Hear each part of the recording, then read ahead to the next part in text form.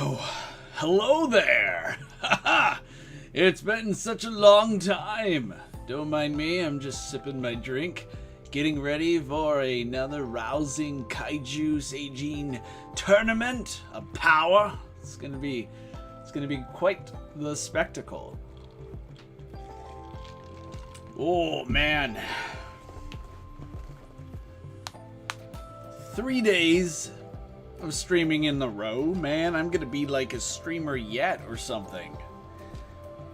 And the true miracle in all of this is I still have a voice.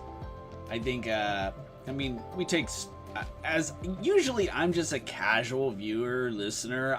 There are other channels, streamers that I like watch on a daily or like bi-daily basis and such, but like I usually like go off and do my own thing while listening to someone talk and such. It's kind of like, it's similarly to how like when I'm doing a VFX stream, I got people who are like fellow VFX artists or animators. They're doing their own thing, and we're kind of all just kind of like, it feels like a sense of camaraderie, is my takeaway, right?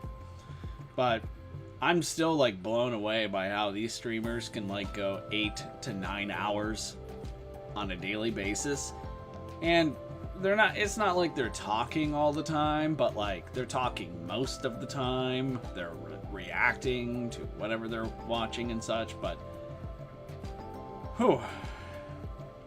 Nelly, I don't think I could do that on a daily basis. It would take a lot of like, I don't know, I feel like I'd have to see like a voice coach or something. Still, today it's gonna be a lot of fun. In the past, we've done a Showa Godzilla Battle Royal where the specifics for that tournament was a lot different than the Heisei one we did like the last month. And this one also has a few interesting changes too, so I'm gonna try and keep things a little surprising, new, and refreshing. This, of course, will not be the last Godzilla Battle Royal tournament. I mean, we're going to have more in the future. The next one will be Legendary Reiwa tournament with a few interesting participants. I try to keep, like, I don't want it to just be exclusively Godzilla, even though his name's on the 10, I want actual, like, that's why we see, like, Ultraman make appearances, Gomora, King Kong, and such. And I always find a way to get King Kong into these tournaments. Sorry, not sorry. Sean, what's up, my friend? Welcome back. We're on fire these last couple days. This has been a trip. Alright, so let's get to the specifics here. Here we go. So this is a power tournament between kaiju seijin characters from the Millennium Era. So anywhere from 1999 to 2006. Obviously the Millennium Era refers to the specific kaiju seijin film, TV genre released during this time. You could maybe make it, I think the Millennium Era technically goes a little bit beyond 2006, but I could be mistaken. It's not perfect. I mean, I had some characters from 1999, of course, appear in the Heisei Power Tournament last month. I'm looking at you, Gomora, Iris. But there are some characters that also show up or started in 1998 that do end up appearing in this tournament, but that's because they're more prominent during the Millennium Era itself. So you'll see some characters here who are not technically, who people might not technically consider to be part of the Millennium Era, but I think the timelines sync and they're here. So yeah, 30 contenders enter, only one wins. Here are the rules. Movie, TV, animated characters only. Sorry, comic manga readers. Transformations will happen, so a character might start off in like their weakest form, and if they win, they might transform to their next level in the next round. Although some participants begin in their final forms, and several characters do have their stats amended. I went in greater detail about this in the previous tournament. I'm absolutely not going to go into that again because, you know, that's a lot of information. And, you know, if you really want to know, if it really bothers you, I'll stop. You know, we could talk about it. The tournament face-offs, it was done random. I used the random generator to, you know, give me like, hey, take these 30 characters, pit them up against each other in a fight, and from there we then decided, well, okay, well, certain characters are, you know, they're just not going to advance at all. So might as well put them in at their strongest in their final forms, yada yada. But who's the roster we're talking about? I know some of you are interested in that, so here you go. We have a number of Godzillas. Are there any Godzilla fans watching? Anybody? I mean, obviously, right? We've got Godzilla 2000, Godzilla Final Wars, GMK Godzilla, Godzilla from the Kiryu saga, the duology, Godzilla the series, my boy Toonzilla GTS, all the way. And then we got Gomora. Gomora comes from the Ultra Galaxy series, a personal favorite of mine. Gamera from Gamera the Brave. But which Gamera? We have one of my favorite kaiju villains, the One from the Ultraman the Next movie. And then we have Anguirus. He comes from Godzilla Final Wars. Gigan, another Final War kaiju. The menacing King Cobra from Godzilla the series. Orga, the Millennium Godzilla hybrid villain from Godzilla 2000. Mothra, preferably the Mothra from Godzilla Tokyo SOS. Although I would, in a heartbeat, tell you that Mothra from SOS is pretty much like Mothra from Godzilla Final Wars. But again, that could be its own thing another time. Crustaceous Rex, aka C-Rex for short, from Godzilla the series. Quite possibly one of the most memorable monsters Godzilla fought from that show.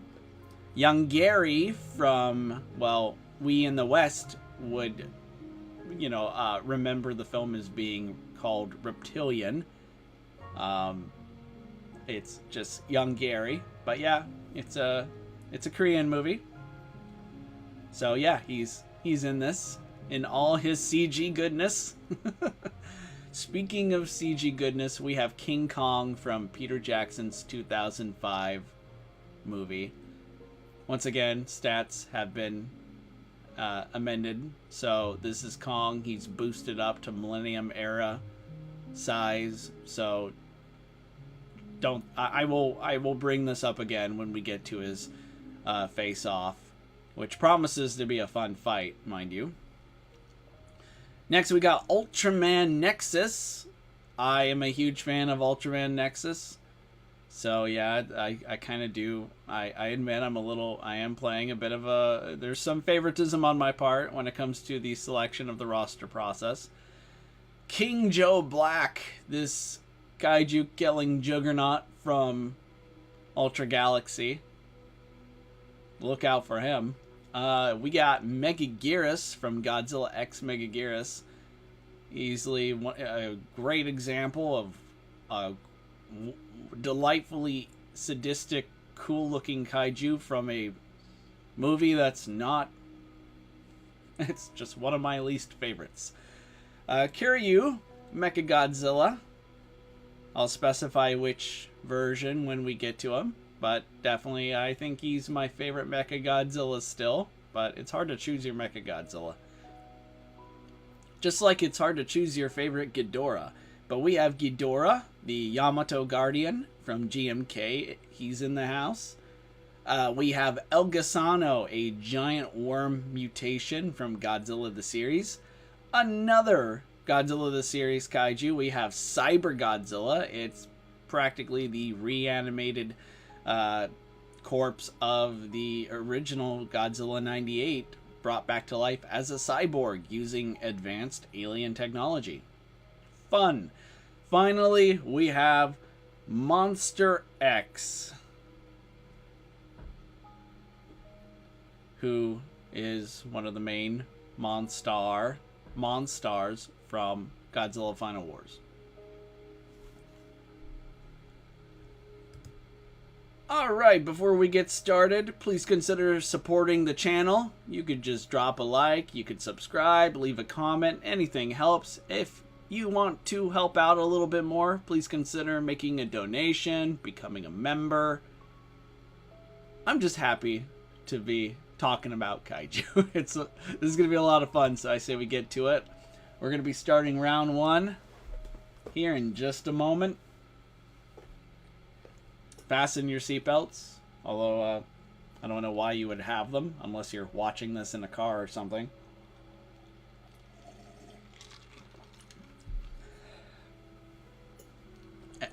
You know, in which case, if you are watching this from a car, inside a car, you better be wearing a seatbelt. Safety, folks. Safety matters.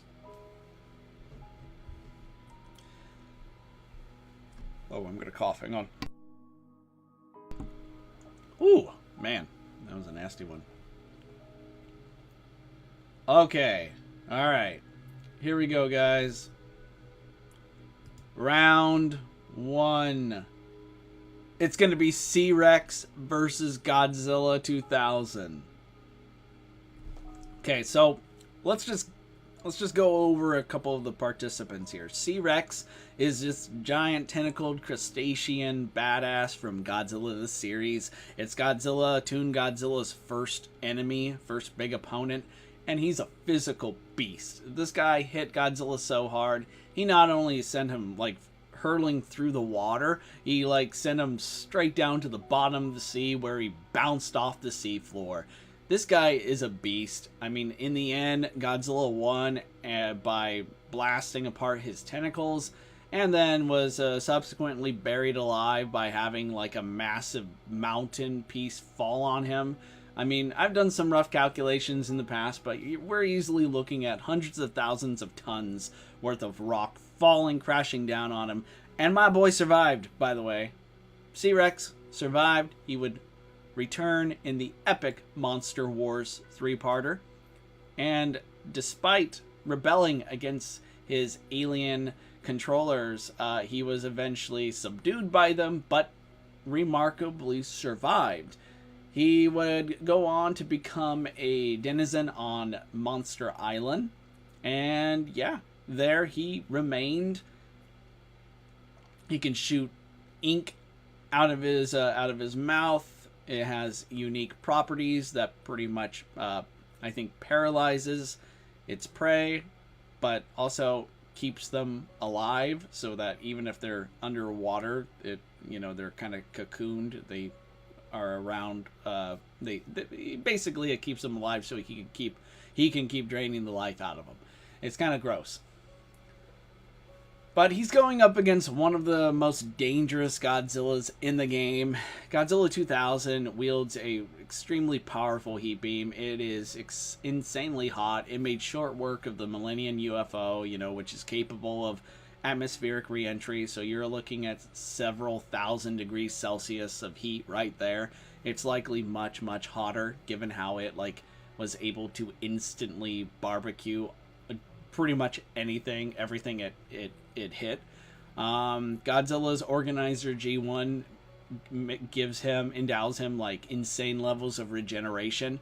A inferior version of it was consumed by Orga, and with it, Orga was able to mostly regenerate his left shoulder after having it obliterated by Godzilla's beam. So Godzilla's regeneration being superior not only could do that, it would be way better as well. He is just an overall powerful kaiju, one of the strongest Godzillas. And I think in a close quarters combat fight, the C-Rex would have a serious edge. I mean, he strikes me as being a stronger kaiju, believe it or not. I think he would just that big seismic punch, that undercut, what's it called, uppercut from Orga, that Orga delivered to Godzilla, that's briefly stunned G2K. Yeah, if C-Rex did something like that, it's quite literally making it's like lights out for a bit. That's a big fundamental difference. However, Godzilla is just durable enough to pretty much come back from just about anything. His regeneration all but, I'd say, guarantees that whatever C-Rex does to him, it's not going to stick. Not even the ink. And finally, one blast from Godzilla's heat beam ends everything. C-Rex is destroyed. I think Godzilla makes it to round 2. What do you guys think? Do you agree, disagree? Let me know in the comments. I'll get to them when I'm ready. But let's get to the next fight. We have Ultraman next, from arguably the best Ultraman movie, taking on Cyber Godzilla. So Ultraman next is technically the weakest form of a far more powerful being. We'll see if he shows up in the tournament or something, but for now, Ultraman next is very similar to to other Ultra Warriors, with a few exceptions. I mean, never mind his gritty, organic look, which I love. This guy is a beast. He's decently strong for his size. Doesn't really do anything that makes me think like that screams wow, such amazing feats of physical strength right there. But what he makes up for it is by being extremely fast, especially when he gets airborne. This guy not only moves flies faster than I would say he's like in the Mach 4, Mach 5 level. I mean, he moves at insane levels of supersonic speed, but he also fights at those speeds. There's a huge difference between a character being able, say Iris, who can fly at a top speed of Mach 9. That's great, but Iris can't attack at those speeds as well. There's a huge crucial difference between I can move this fast and I can move at this speed and fight at this speed. Nex can move at supersonic speeds and fight at those speeds. He's a beast. He has these energy cutters that can absolutely be a nightmare. I mean, he was amputating kaiju limbs with them. And his final finisher, just like classic Ultraman Spacium Beam, it practically unravels your molecules. It just smashes them. He smashes and destroys his enemies on a molecular level. And then you have Cyber Godzilla, Toonzilla's cybernetic daddy, brought back to life by the Leviathan aliens. He has a blue flame, a classic Godzilla flame breath look that seems to be decently powerful. What really, as far as projectiles go, he has these photon blasts. You can see them on his dorsal fins here. They're the compartments that fire them, and they pack a wallop. They're pretty powerful in their own right. They have pretty good explosive force. I mean, just look right there, right underneath his you see his metallic claw, the craters in the ground. Just one blast from his photon pack did that. So, if he's firing off like a salvo, they can actually do some damage. I gotta say, this Godzilla, he still has a bit of his agility and speed, but I think death did him no favors. He absolutely got trashed by GTS, his son, in the final battle. and his son Toonzilla would absolutely be in for a world of hurt against this Ultraman and his more powerful transformations. I'm not saying, of course, his son would lose. That would be a great fight. We'll see if that pops up later. But I gotta say, Cyber Godzilla is not going to fare very well in this fight. It's going to be close. It'll be fun. At times, it might actually make us think that this could be like final round potential, just in terms of the kinetic energy between the two. But I think Nex just, in the end, once he figures out Cyber Godzilla's weaknesses and such, he'll quickly exploit them and make short work of them. So, winner is Ultraman next. Ultraman makes it to the next round. Hit that like if you like my jokes. Hit that like if you don't like my jokes. Just hit that like button. Oh, good. Sean says Godzilla 2000 wins. I take it that's something you really liked, bud. Yeah, it was a good matchup. Ultraman Next versus 1955 Godzilla is the fight I want to see. That would be an interesting fight, John. It would be. The problem, of course, is 1955 Goji is a Showa variant of Godzilla, and this is a Millennium Era Tournament. But eventually I do plan on getting back to redoing the Showa tournament for reasons. In some way, because so much has changed in how I do these tournaments. This next first round matchup is a bloodbath. It is extremely one-sided. I'm going to be very honest, guys. There's not much I could build up here. Toto hails from one of the most underrated kaiju films of all time, Gamera the Brave. It is such a great movie. If you haven't seen it yet, I urge you to turn off this stream. I love you, and I'm glad you're here, but you should go watch this movie if you haven't already. It is such a good movie. Toto is like the child of Gamera. There was this elder Gamera that would have not fared that much better against this Godzilla. And honestly, that Gamera, I think it's called like an Avant Gamera, would have made a more interesting fight, let's say, but he would have absolutely been demolished.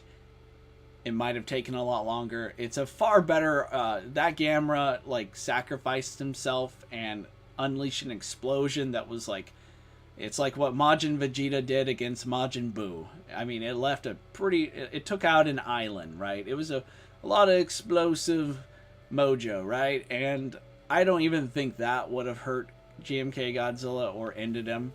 And Toto is smaller, weaker.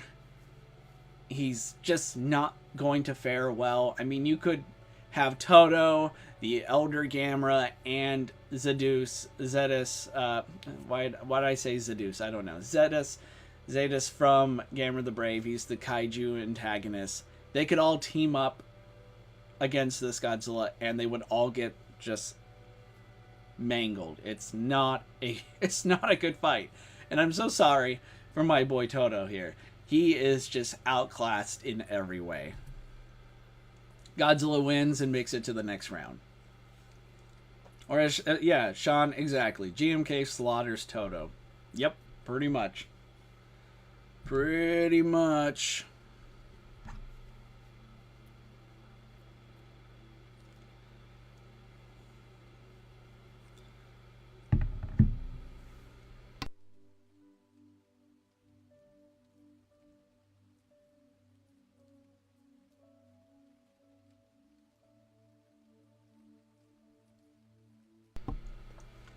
Who do we have here? Monster X versus Mothra from Tokyo SOS. Okay. So, Monster X, it's like love him or hate him kind of thing, right? But we're not here to talk about whether or not, like, he made for a great final boss, even though he wasn't technically the final boss of the movie. We're not, like, gonna talk about, like, any of that. I mean, I have complaints. I wish they did more with him, but it is what it is. We're here to talk about whether or not he is like going to win this fight. Monster X is one of the most durable kaiju Godzilla has ever fought. The fact that Monster X fought against one of the strongest live-action Godzillas and held his own is quite impressive. In fact, for the most part, even though Godzilla eventually managed to get the upper hand, Monster X was pretty much, he had the advantage, I'd say. I mean, his strength was up there with Godzilla's. He matched him, even overpowered him at times. He can jump across like several hundred meter distance, and actually has he had faster reflexes. He deflected one of Godzilla's claws and just slashed at his side. He's durable enough to tank Godzilla's heat beam to the face. This Godzilla heat beam, by the way, I have long compared it to Heisei Mechagodzilla's plasma grenade. And the reason why is because both Monster X and Heisei Godzilla are in the 60,000 ton range, right? That's their mass. And both of them were blasted back at comparable distance. Both energy attacks imparted a similar level of explosive force as well. Monster X, though, completely got right back up and fired back his laser beams. These gravity beams were able to blast off Final War Godzilla's scales. So, like, yeah, Monster X, pretty dang powerful, very durable. I mean, there's this joke about how Godzilla pretty much punched him in the face for like 10 minutes and Monster X just couldn't do much of anything. Yeah, that's cute. Only Monster X, that's not the gotcha some of you think it is. Monster X actually tanked Godzilla punching him in the face for 10 minutes and then eventually overpowered him and got back up on his feet. Like, this is insane. So, and then you have Mothra over here, who fought, honestly, one of the strongest Godzillas. Kiryu is a beast, and she did rather well. Her scales, her golden scales, are an interesting both offensive and defensive ability. They're flammable. Once Godzilla's heat beam struck them, it ignited in a massive explosion that leveled multiple city blocks. It's possible. I think they would do something similar to Monster X here. I don't think his gravity beams wouldn't trigger them. The question, of course, is will she be able to, shed them fast enough and in great quantity enough to make Monster X pretty much, make the mistake of igniting them. I think so. It's just that Monster X is faster and more agile than Kiryu. He has greater levels of strength than Kiryu Godzilla, who actually ripped off one of Mothra's legs in battle. So I really do think this is ultimately a one-sided fight. But let's just say Mothra manages to envelop Monster X in her scales. Monster X fires his golden gravity beams, ignites the pollen cloud. Does Monster X survive? Absolutely. He pretty much will weather it, no problem. This guy tanked Godzilla's heat beam to the face, no problem. He and Godzilla both had a beam war that triggered a huge, city enveloping explosion. And while it definitely seemed to give him some trouble, he was down and out and was forced to transform into Kaiser Ghidorah. I think the fact that he had no noticeable damage says a lot about his durability and his formidability, and I think he wins this fight. Mothra is not gonna like those gravity beams. I think Monster X finishes her off with a few shots from his gravity beams, and while she's writhing in agony, he will pounce and take the win.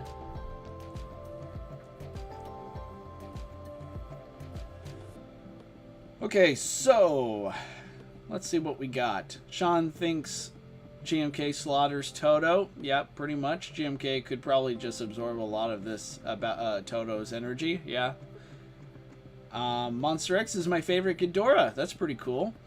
Jean says, so Ultraman Omega is big, but how big is he? I don't know, Jean. That seems a little bit random. I'm not sure. Google it. Sean says, hey, Kaijutopia, this is a little off topic, but just like people saying Godzilla didn't struggle against Monster X, people say Godzilla didn't struggle against Destroya. What are your thoughts on that? They're wrong for reasons we could, kind of that I just explained. But yeah, we could maybe go into more detail about it. But I think people that think Godzilla didn't struggle against Destroya should check the part where Destroya almost cut Godzilla in two with his laser horn. Just food for thought. Also, let's say that's true. There's no shame in not losing to burning Godzilla. So, anyway, the next round here, we got Megaguirus taking on Kiryu Godzilla. Megaguirus, the Dragon Queen, is this giant dragonfly terror from prehistoric times. Due to, those darn scientists, dabbling in forces they don't understand. They created a rift through space and time, and Megaguirus was brought to the present day. By present, early 2000s. Megaguirus is pretty interesting. She's got a fearsome stinger that could go through her Godzilla with ease. I mean, it was literally like taking a hot knife through butter. In fact, I'd say her Godzilla only survived and won due to the fact that his regeneration is insane. Very similar with G2K Godzilla. Megaguirus is capable of draining an opponent of their energy. It's kind of hard to determine just how much energy. It would have been great to have seen more of an example. Perhaps if there was another kaiju in the movie and she just drained it in seconds, we could really use that. But for now, I'd say, she can drain a respectable amount of energy in a short span of time, since she used it to convert into an energy beam, not a beam, a sphere energy ball that she temporarily downed GXM Godzilla with. She does have sharp, snapping jaws, but she doesn't really use her teeth in combat. Surprisingly, she relies more on her pincer claws, which, for grappling purposes. But it's really her stinger that's the most dangerous element of her close-quarter combat capabilities. She can fly extremely fast in short bursts. I believe she can reach speeds of Mach 7. Correct me if I'm wrong, chat, if I'm wrong on that number. She can quite literally fly circles around her opponent. The problem with her is that she doesn't really use it for combat purposes. She just uses it usually, I'd say, to mess with her enemy, play with her food. And also, sometimes she really got lucky. There are a couple of cases where GXM Godzilla just was a bad shot and missed her. Like, literally, she was floating in the air and his beam initially went under her. And there are times where the fight should have ended a lot sooner, and would have if Godzilla was a better shooter, had better aim. Kiryu Godzilla is one of the strongest Godzillas in the game. For starters, his atomic breath wields, it kind of hits all three elements that make it a powerful beam in my book. I mean, it has great concussive force. I mean, it blasted Kiryu's 40,000 ton body all over the place. That's pretty impressive. It has great explosive force. I mean, how many city blocks did it went up in flames because of it? And finally, it's extremely hot. High-end wise, I mean, he was able to melt off Kiryu's right arm, and it neutralized the absolute zero cannon fired at point blank underwater. And Godzilla himself did receive a pretty horrendous injury on his chest that would eventually heal into a badass looking scar. So yeah, this Godzilla, he's pretty dang durable. He's got a extremely powerful, formidable heat beam that I would say is one of the strongest of the Millennium Era Godzillas. In terms of close quarters combat, he's decent. I'd say he's about as fast as his GXM counterpart, but he's also smarter. GXM Godzilla is also a pretty tactically speaking, he was a pretty good fighter too. So I think Kiryu rivals him on that front, and I think couple the fact though that he has a superior heat beam and he has way better aim, I think Megaguirus is going to get roasted fast. So Kiryu Godzilla wins. Sorry Megaguirus, it would have been nice to see you more, but man.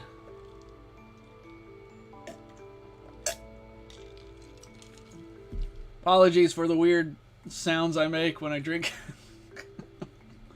I'll try to mute in the future. Reality Godzilla, welcome. Good to have you. Interesting name. What inspired the name, if you don't mind my asking? Reality Godzilla says, Kiryu Godzilla slams Megaguirus, his durability tanking the Absolute Zero cannon. That is the coldest thing in the universe. Funny enough, I don't actually think there's any proof that Absolute Zero... It's theoretically the coldest thing in the universe is what I'm trying to say. I don't think there's actually... It's one of those things where atoms just stop moving. It is insane, but of course this is science fiction, so it's not like I'm going to be like, well, I mean, there's no real world equivalent to this, so therefore... It's a powerful attack. It smashes your atoms, and it's the fact that Kiryu Godzilla didn't die, and the fact that his atomic breath neutralized it, and arguably that's what really saved his life, is just, I think, a testament to this guy's power. I always feel bad whenever I do my Godzilla power rankings because I feel like Kiryu Godzilla is like right there and deserves so much more respect, and I think I've started, elevating him, through the ranks every time.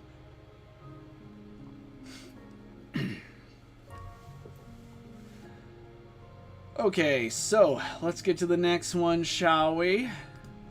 This next fight is a doozy. King Kong from Peter Jackson's 2005 movie takes on Anguirus from Godzilla Final Wars. So for the sake of this discussion, Kong has been scaled up to Anguirus' size. Obviously, if I didn't do that, Anguirus would quite literally just flick Kong and kill him. So that would be the end, and it would be boring. But we are not boring here at Kaijutopia. We actually try to have way more fun than the average commoner, right? King Kong, I'm going to start with the fact that this guy, like so many other Kongs, was baptized in war. He, for starters, lives on Skull Island, a place full of monsters. And I'm not talking about Australia. I'm talking about, like, true, like, Leviathan, giant monstrosity dinosaurs that are true terrors on this earth. Kong has reached a point where he could fight 3 V-Rexes at once, one-handed. His other hand, he's like protecting Anne. His as far as fighting goes, I think he's the most skilled fighter in this entire tournament, and that includes like Ultraman and the other Godzillas that we will get to shortly. So in terms of just sheer hand-to-hand combat skill and the fact that he's decently strong, I'd say he is quite a nightmare to just about every participant in this tournament in close quarters. Anguirus sadly really didn't do a whole lot that screams impressive to me. His Thunderball is probably the most impressive thing he has going. He can curl himself up and launch himself somehow at high speeds. And the fact that he's like 60,000 tons And it's like getting hit by a 60,000 ton bowling ball with spikes. That's going to hurt, obviously. But, you know, I think Kong is fast enough to evade that. He's smart enough to determine immediately the best way to carry out an assault on Anguirus. And Anguirus is really, again, not that impressive in almost most criterion. So I'd say Kong comes out and wins this fight. Perhaps this is going to be the one where, you know, we're going to, you know, have some disagreements, some spirited debate. I welcome that.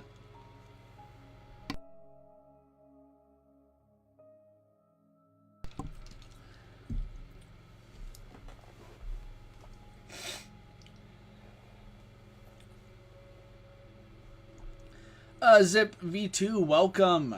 I think Kiryu Godzilla is super underrated. I agree. Reality Godzilla said this isn't even close. I'm guessing that was the Kiryu Godzilla versus Megaguirus battle, but perhaps maybe he meant King Kong versus Anguirus. There is a delay between what I say and, you know, eventually what makes it to the stream, so there might be a 20-30 second delay here, which is fair. Jean was saying something to Sean about I have IDW Godzilla books with 3 Godzilla IDW comics. The first is Gangsters and Goliaths, the second is Legends, and the third is Half Century War. Nice, Sean. Jean, those books are really good. I mean, I really do want to cover more of them, but I gotta say, Half Century War is just the crowning king of Godzilla comics. Reality Godzilla says King Kong has been able to catch planes, but he died to a shot or a harpoon from a plane. Well, he was felled by machine guns, flying planes. I'm not gonna like quantify that. If he were to be scaled up, how would like bullets be? You know, how would they fare if they were like scaled up to be able to impart that sort of damage? I kind of don't think it's relevant because Anguirus doesn't really have anything that approaches something like that, but I'll touch upon it more, you know, if in the next round when we see who Kong is facing next. Speaking of Kong, Kong says like, subscribe, and support. You don't want to piss him off. He said it, not me.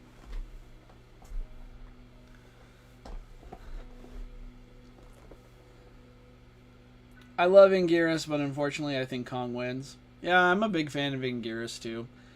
But yeah, I just genuinely think he's outclassed in every way here. Reality Godzilla seems to be trying to pull a win here for Anguirus, which I respect. He says he, as in Anguirus, is able to keep up with Final Wars Godzilla, who can go up to 300 miles per hour.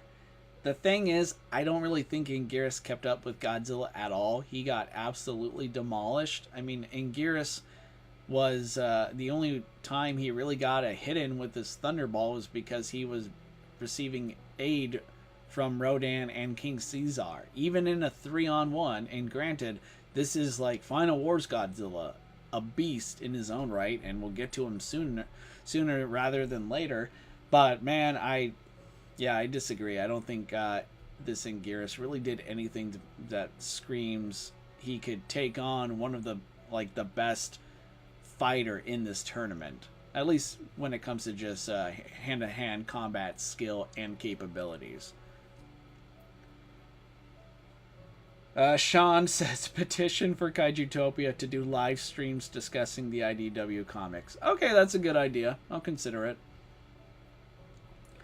What I won't consider is King Ghidorah making it to the next round. Unfortunately, the weakest live-action Ghidorah is going up against one of the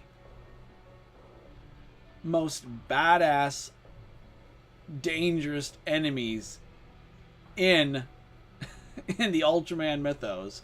This is King Joe Black from Ultra Galaxy.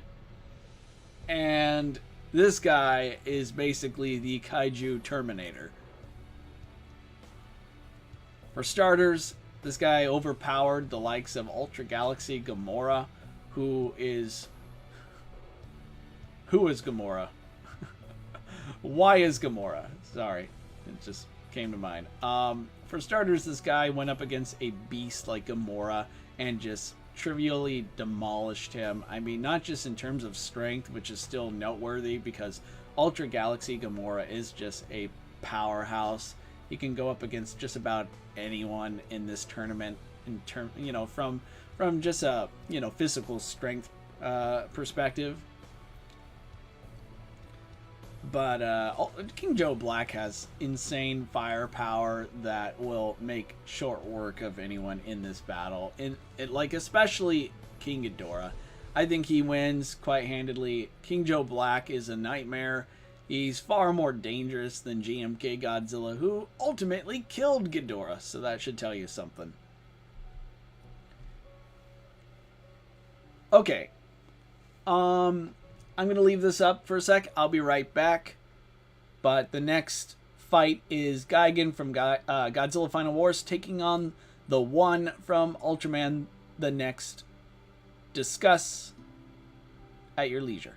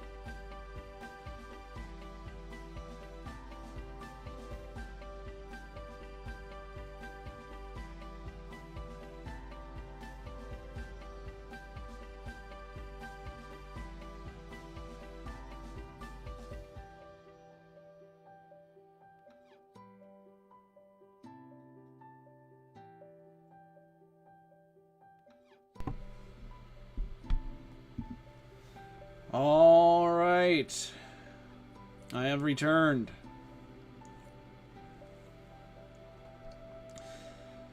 Gigan, the cyborg that had long ago been bested by his universe's Mothra, reduced to a mummified corpse, but eventually, when the Exilians invaded, he was reawakened, and from there, he wreaked havoc. This guy, again, I gotta say, he's pretty subpar. I mean, relatively speaking, I think he's an average ranked kaiju when it comes to,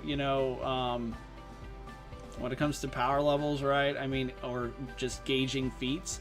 With a few exceptions, his razor disc, that he used to try to take out Mothra. Had he scored a direct hit with those, by the way, they absolutely would have sliced right through her, no problem. This is made evident by the fact that they came back and removed his head. I mean, the fact that these things were able to cut through his neck a lot faster than even Godzilla's beam was able to blast through his face kind of speaks volumes to their formidability, to their cutting sharpness. they're just sharp. Unlike me. So he's got that going for him. He just doesn't really use them effectively in battle is the problem. His cluster light beam fired from his eyes are, they're shiny, they make quite the spectacle, but they don't really do a whole lot that really screams like these are going to pose a serious threat to the one in battle. And yeah, he can fly extremely fast through the air, and he actually uses he has really good combat speed too. So he will be, for compared to most Godzilla kaiju, he's very fast when he goes airborne. But that pales in comparison to the one, like Ultraman the Next. The one was flying at like Mach 7 and he was fighting at those speeds. I mean, I would almost argue the one can move at hypersonic speeds, frankly. Not only can he move at such speeds, he's capable of fighting at those levels. He's just a speed demon, right?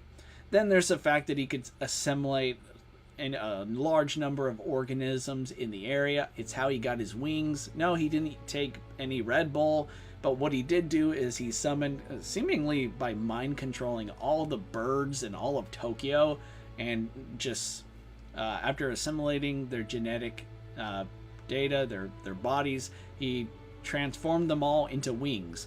Funny enough, after he got them cut by Ultraman, they turned back into the birds, and they seem to be fine. So it's very unique as far as interesting kaiju physiologies go. The one is quite a interesting specimen indeed. He has a powerful energy sphere blast from his mouth. These range from being kind of average, like Gigan's cluster light beams, to actually being able to level entire city blocks in one shot, and also being posing a threat to Ultraman himself. He can also fire them rapidly. He could spam them, like how Heisei Godzilla can spam his beam. So that's also something to consider here, and it's the main reason why I think the one wins this fight. He's also sadistically cruel and highly intelligent. He's as smart as a human.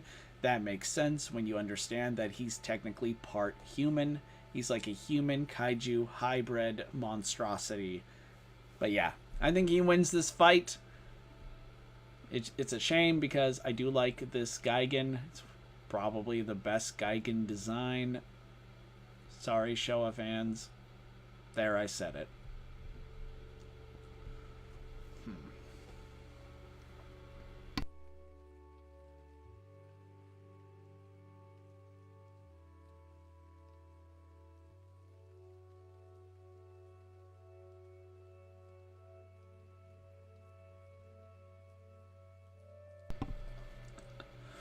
Oh, Reality Godzilla seems to think that Final Wars Godzilla has the weakest atomic breath. Completely disagree with you there.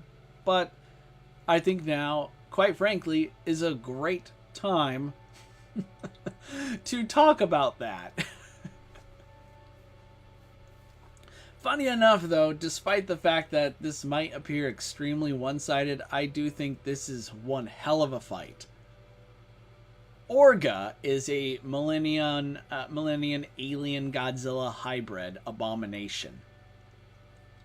And what he might lack in, well, just about every sort of field, checklist, he makes up for by being extremely hard to kill, let alone incapacitate, which is one way Godzilla normally, I would say, he could come up with a win here against most opponents, even if he can't just immediately atomize them with his heat beam or smash them, pulp them, reduce them to a pulp with his physical strength. Orga's regeneration pretty much negates that, but it does have limits. When G2K blasted his shoulder, it's true that Orga regenerated it, but it wasn't regenerated to, perfection. He lost his shoulder cannon in the process. It's the reason why Orga kept trying he wanted to eat Meyer Goji G2K, because he felt like that was the best way to perfect the Organizer G1 in Godzilla's body. Orga had a inferior version of that. Still one of the best healers in the kaiju game. In terms of physical strength, he really didn't do that much despite having those massive claws. I really wish he did way more. I know manga characters are not in this tournament, but I do like to bring them up every now and then. Orga in the Godzilla 2000 manga is a beast. Dude could pick up Godzilla with one hand and chuck him. And of course, when he starts assimilating Godzilla's body, like in the movie, he starts sprouting jagged spines like Godzilla's. Only in the manga, he grows to like Biolante's size. It's really cool. But live action feats only. And honestly, Orga's genius idea was trying to eat Godzilla, and why do you do that? I mean, you just witnessed Godzilla blasting off parts of your body with his heat beam, so it's like literally trying to swallow a flamethrower. Like, why would you do that?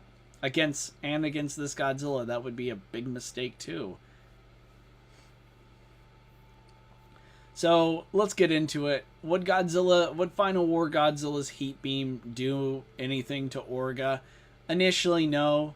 I do admit it does have weak showings, but what it might lack in weak showings, it makes up for by getting considerably better and packing way more force and explosive power as the film progressed. I mean, we're talking about a guy who eventually reached the point where he could blast Ghidorah and Ebirah thousands of feet into the sky. Both of those monsters are like 50,000 tons, 60 or 70,000 tons respectively. So you're looking at like a combined mass that's over 120,000 tons worth of kaiju, meat. And, Godzilla was able to do that seemingly casually. He blasted them and a skyscraper across the cityscape, ultimately culminating in an explosion that killed them. This Godzilla, when he really begins to cut loose, he cuts loose. Is that enough to put Orga down? Unless this Godzilla really channels his power and, whips out his meteor buster, I think Orga is pretty much going to eat his beams and laugh about it. He's not going to be easily put down, just like the other kaiju Godzilla fought in Godzilla Final Wars. But there's really nothing stopping Godzilla from whipping out his meteor buster. Who's going to stop him? Not Orga. Orga is going to try and eat him, and that's going to make Godzilla's job. It pretty much, Orga loses the same way he lost in the movie. He ultimately will try to eat Godzilla, but now he's trying to eat a Godzilla who's faster, stronger, more agile, a better fighter, on top of having a beam that consistently reached a point where I'd say it's far more powerful than G2K's beam, which pretty much sealed Orga's fate. So Godzilla Final Wars is the winner and advances to the next round. If you agree or disagree, please leave a comment. I always try to steelman arguments made against me. If you're like, I don't agree with you, Tom, here's why. I mean, I just said I think Final War Godzilla's energy beam is powerful. If you disagree, totally fine. Please explain why. I will read your comment and do so in good faith, and we can have a, spirited back and forth if necessary. Or, we just agreed to disagree. Whichever. I love hearing from you guys. Leave a comment about who you think what should have won and how. Honestly, power levels are fun and all, but I'm more fascinated by reading how you guys think a certain kaiju wins and why.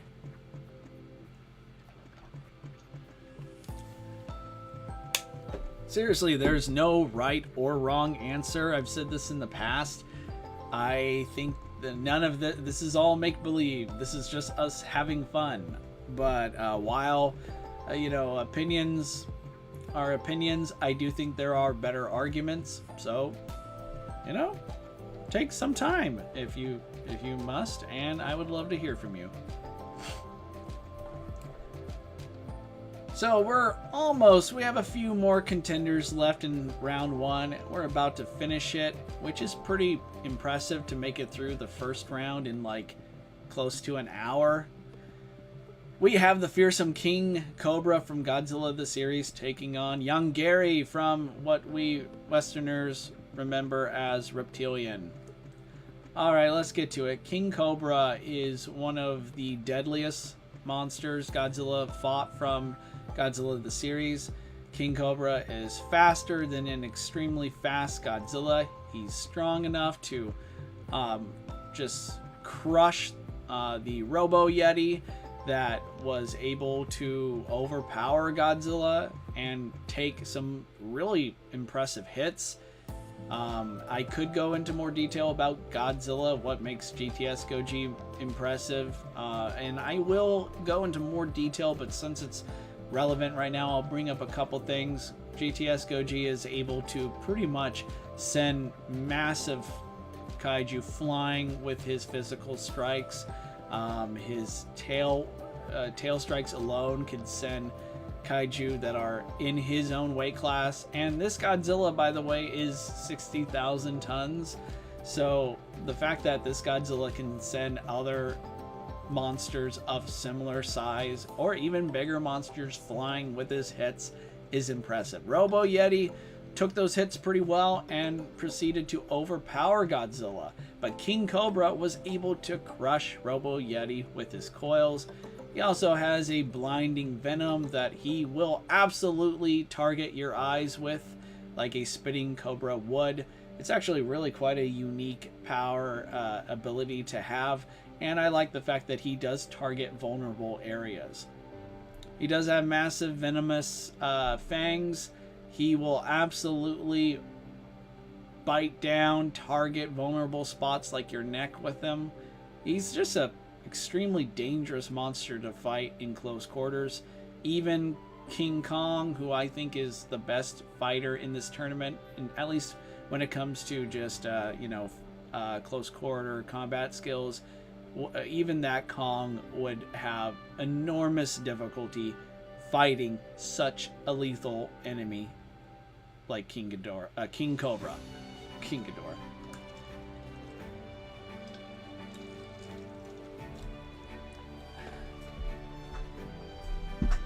Next we have Yonggary. Yonggary has fireballs that can, do pretty decent damage. I mean, pretty average if you ask me, but he can fire them, he can spam them, so, what it might lack in, quality, it makes up for in quantity, right? He's decently strong. I mean, the guy took a massive, multi-city block leveling explosion and got up, although it seemed to daze him. He has other powers and abilities, but they seem to only be he doesn't seem to have access to them. I mean, aliens that came to try and mind control him were able to teleport him at will. Yonggary didn't seem to have control over it. When we meet him at the beginning, he's a massive fossil, and it's unknown if alien tech was used to resurrect him or if that's Yonggary's power. If Yonggary has regeneration that allows him to heal from, being reduced to bones and become a full-fledged giant living kaiju within moments, then that changes things. But really, my takeaway, if I'm remembering right, that was more of a plot device, less of a actual ability.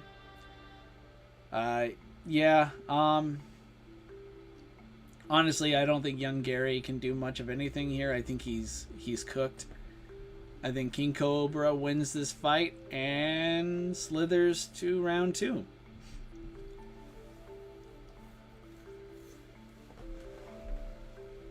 Man, 2 Godzilla the series kaiju back to back. I love it.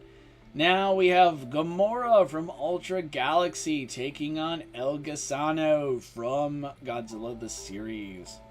El Gusano is a truly massive monster. Truly dangerous too. I mean, he's actually one of the most underrated monsters from Godzilla the series.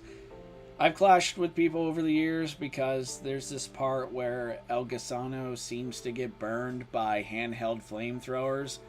Bear something in mind right now. This occurred when the flamethrowers hit the inside of his mouth, which is, I don't know about you, but our gums typically are more vulnerable than, the skin, than our, epidermis.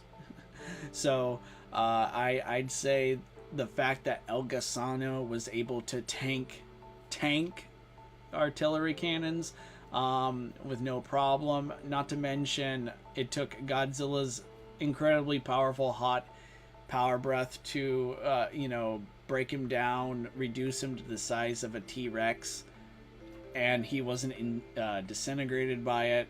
And the fact that El Gusano was inside an active volcano that was spilling lava. He actually was inside a volcano, so he can actually withstand lava.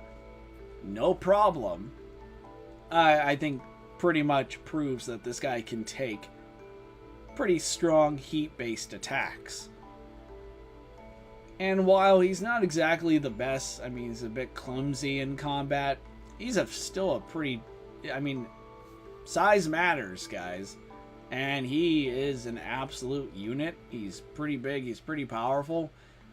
Decent, strong energy projectiles can put him down for good. However, the Leviathan aliens battleships, they fire these really powerful energy beams. And I think they fired 2 or 3 that hit El Gusano in the face. And from there, it was lights out for the Wonder Worm. Gomora is a powerhouse in his own right. He absolutely is strong enough to throw even the massive El Gusano around like a ragdoll. He's got a pretty powerful oscillatory beam that he could fire from his horn. This will absolutely hurt El Gusano. I think it might even destroy him.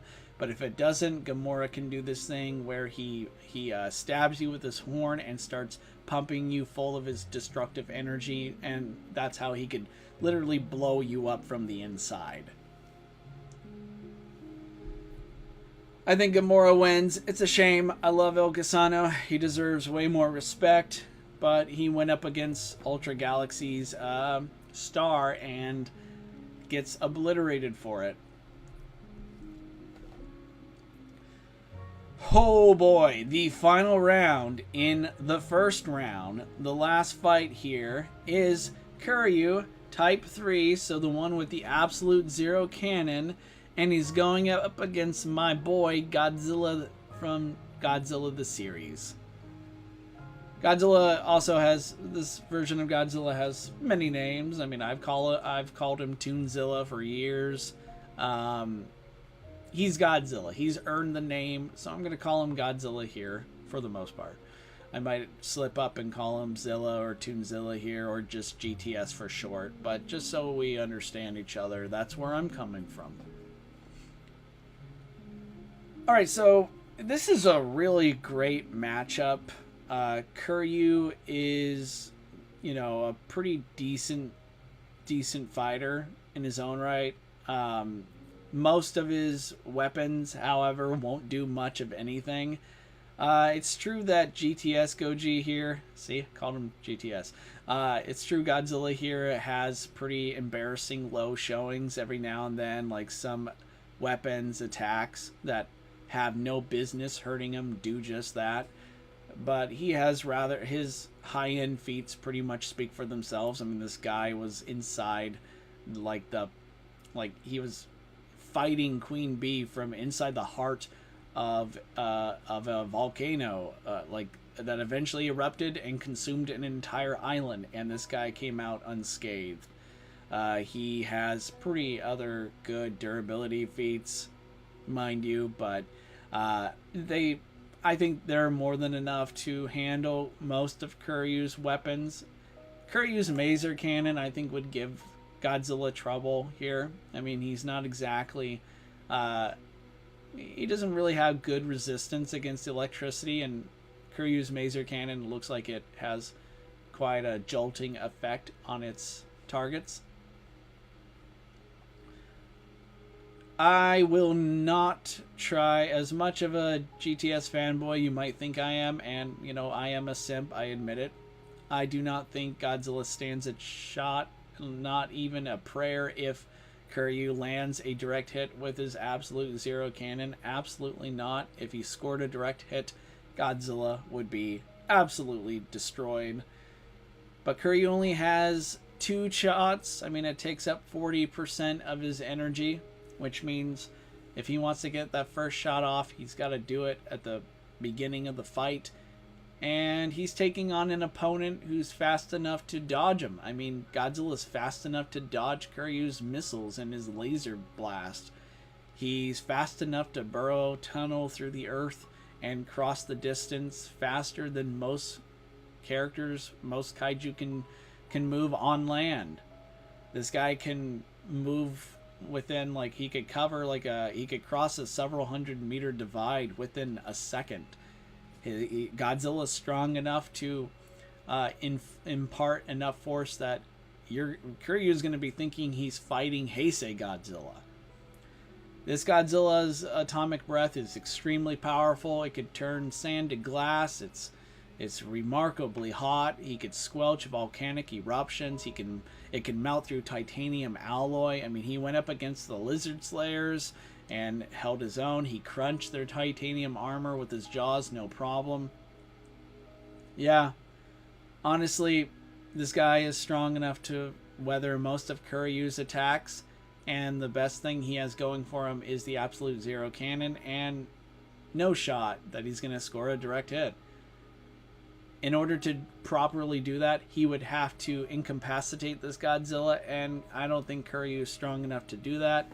And unless Godzilla just stood still and let Kiryu just blast him with his other attacks, it's not going to happen. I know there are people who hate G98, hate Zilla. I understand, but yeah, don't let that bias affect my judgment. Godzilla demonstrably has superior feats, and I look forward to our disagreements on the matter. Reality Godzilla says Kiryu slams, ain't even close. Not only can't he jump, dodge has long and close range attacks, he slams. Well, I disagree, and for reasons I just explained, but you're more than welcome to go into greater detail, Reality Godzilla. Tell me why you think Kiryu wins. I'd love to hear it.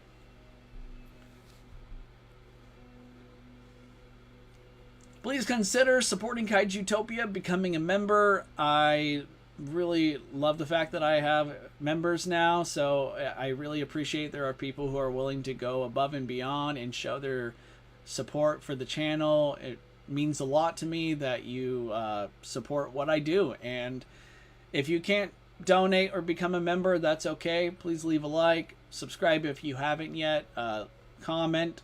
Just by watching my videos is enough. So thank you for all that you do, guys. Let's keep going to round 2.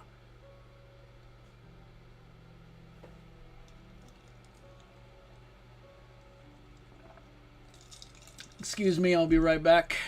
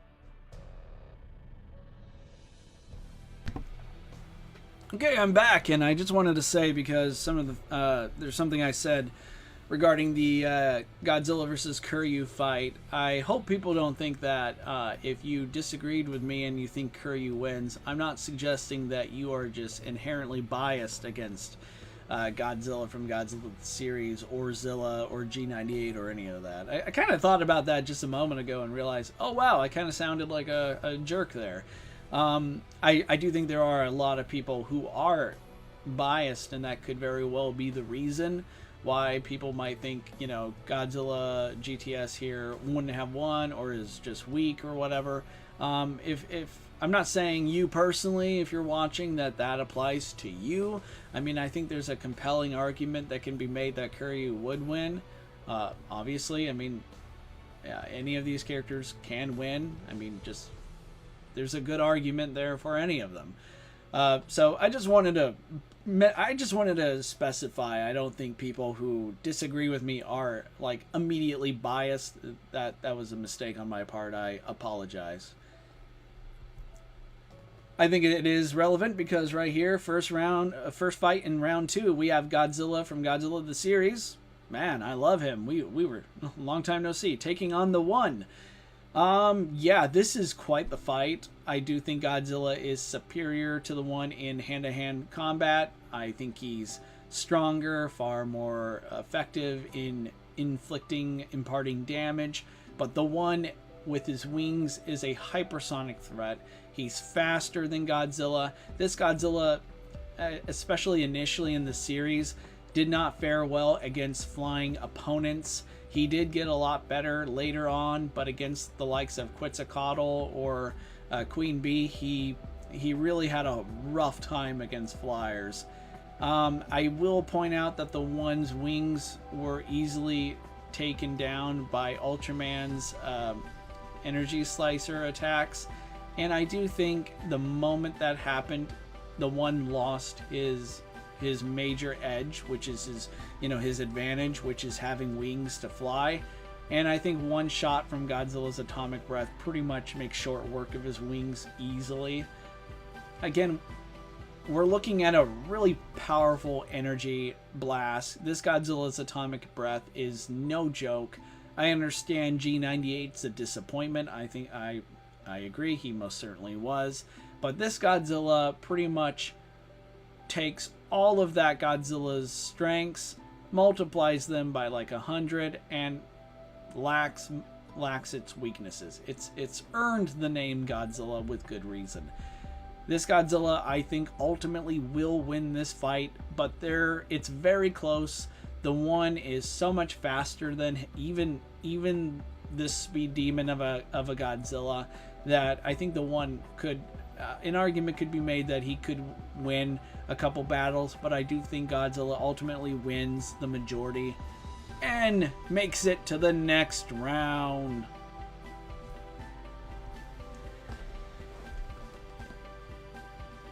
This next one's a doozy, folks.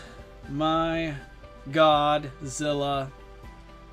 Ultraman Nexus Junus taking on GMK Godzilla. Oh, snap.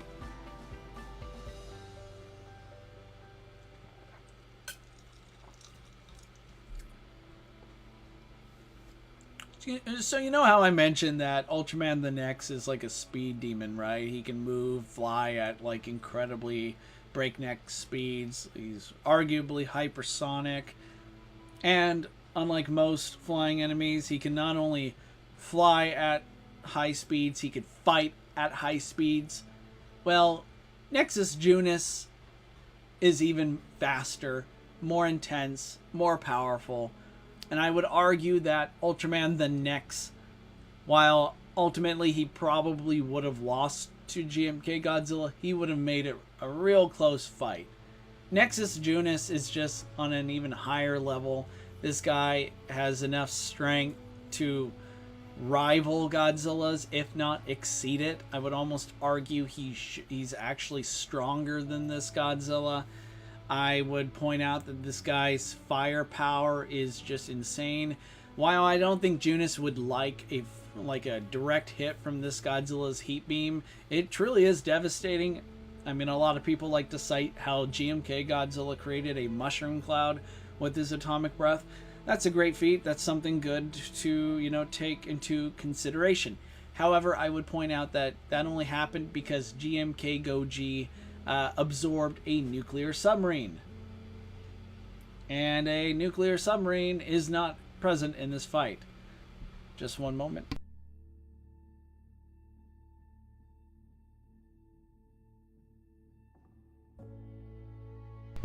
Sorry, my Roomba was active downstairs, so it's cleaning up the place. So I'm not sure if you guys could have heard that or whatever, but I just decided, hey, let's just close the door just in case. There is a chance that GMK Godzilla might absorb some of Junus's energy blast. That's always a possibility, but I think the fact that GMK Goji is a bit reluctant or seldom does that kind of speaks more to his arrogance than his efficiency in battle and as an effective battle strategist. This Godzilla, again, is driven purely by vengeance. He's possessed by World War II spirits. And once he's damaged, like he was at the end of his movie, he didn't do what should have been the most obvious, thing. Like, oh, hey, the humans drilled a hole through my neck. And now, every time I use my heat beam, or try to, it blasts out my neck. Oh, no. I should probably stop. Nope, he kept trying. And it's, there are reasons. It's symbolic. It's for purely metaphorical reasons. He's a creature driven purely by rage, so of course he can't control himself. And that's a major caveat against him in these fights. I think Ultraman Junus wins this fight. He has energy weapons specifically designed to neutralize durable kaiju like GMK Godzilla. He's faster, he's arguably stronger, and yeah, I think he takes the win. Do what Godzilla suggests, hit that like button if you like kaiju, because we're going to keep going. And the next fight is... Oh my Godzilla, this is a battle. This is a showdown to end all showdowns. This is final round worthy. It's not the final round, but it's absolutely worthy to be it. This is one hell of a fight. And it's a great example of how a fight can seem to be one-sided for like 95% of the battle, and then completely ends the opposite way. So here's what I mean by that. King Joe Black is stronger than G2K Godzilla. He's literally gonna beat him like a freaking punching bag. He's gonna... I wish I had a punching bag that looked like Godzilla, not because I hate Godzilla, but because I think it would be cool. Like, oh, I'm fighting Godzilla, I'm gonna get stronger. Lee says, I love Godzilla. Yes! Comment of the day. I just kid to everyone else. You've all made really great comments, and I appreciate it. But yeah, I agree with Lee. But man, King Joe Black, he's gonna be he's turning G2K Goji into his literal punching bag. He's gonna pummel him. He's gonna pulverize him. He's gonna blast him with his energy cannons. Godzilla's gonna try and retaliate, but did you know King Joe Black, he can actually split up into different parts, and he actively does it to dodge energy beams. He could fly around the enemy's projectile blasts, reform instantly, and then retaliate. Yeah, he's a major threat. You're looking at not only a kaiju buster, but a team of kaiju busting. This guy is intense. So why do I think Godzilla wins? It's due to Organizer G1, his regeneration. Godzilla will be able to not only survive King Joe Black's intense onslaught, he is going to heal. He's going to practically negate everything King Joe Black does here. And he's going to do so instantly. And though I do think King Joe Black will eventually, he initially evades G2K Godzilla's heat beam, I do think Godzilla eventually does score a direct hit. I mean, time is on his side. His regeneration is the reason why. And I think the moment he scores some direct hits, King Joe Black's days are over.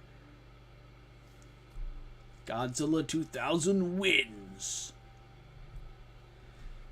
Lee says, I'm a Godzilla collector. He collects Godzilla figures. That's pretty cool. So do I. And I think it's a great hobby, but man, it can be sure expensive. So if there's anyone watching that's interested in becoming a Godzilla toy collector, make sure you budget your checkbook first.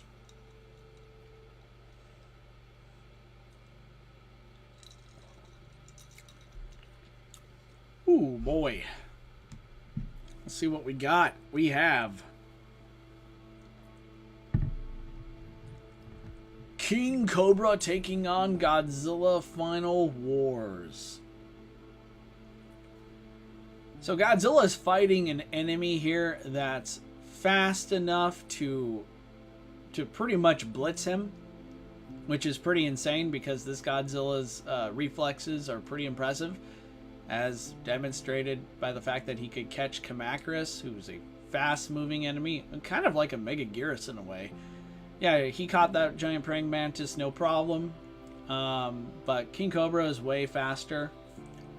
I think Cobra is going to be able to blitz this Godzilla, constrict him, and starts biting down, only to discover none of that's really going to mean much of a difference. It's not going to do much of anything to this Godzilla.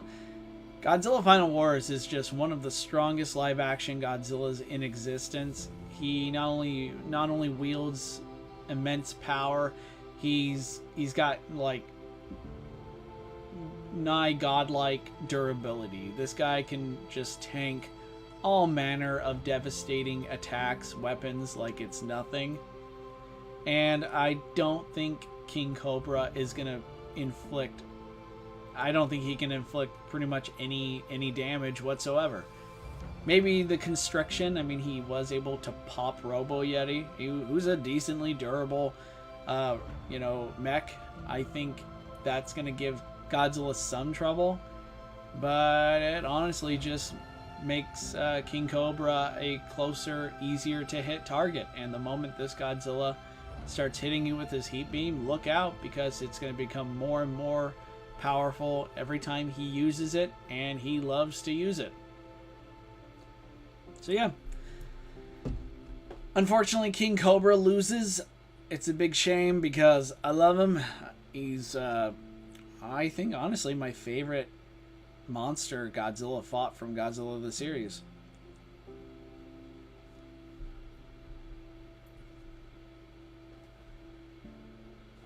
Speaking of which, I will say there are some kaiju from Godzilla the series who didn't make it into the tournament that would absolutely dog walk many of these participants, contestants, and the reason why I say that is due to their unique makeup. The Crackler, for example, I didn't include him because, well, he's unstoppable. Like, literally a being made of pure energy that absorbs energy, driven by the rage, the anger of this human being who is, comatose. So, how do you fight something like that?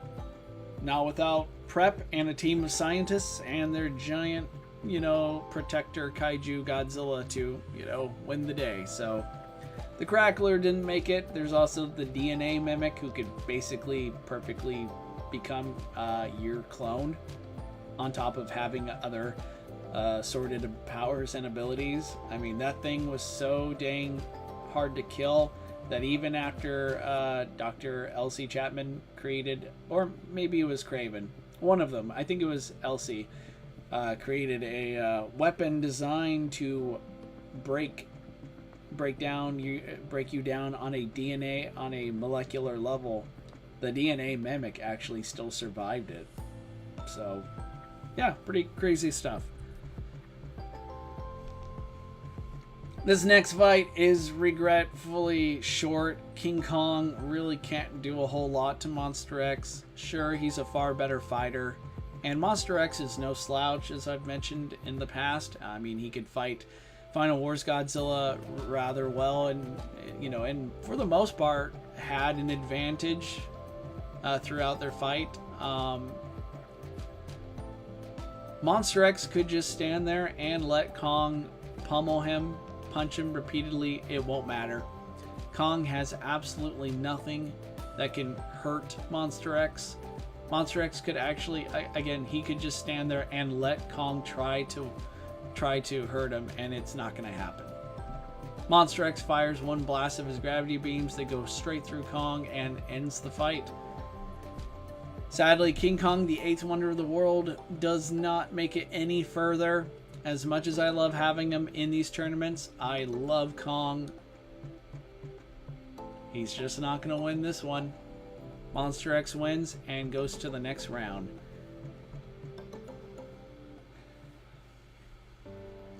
Oh boy. This next battle, guys. This is the final fight in round 2. And we have Gomora with the Rayonic burst power-up taking on Kiryu Godzilla. Now, Gomora, without the Rayonic power-up, I think would give Kiryu Godzilla one hell of a fight.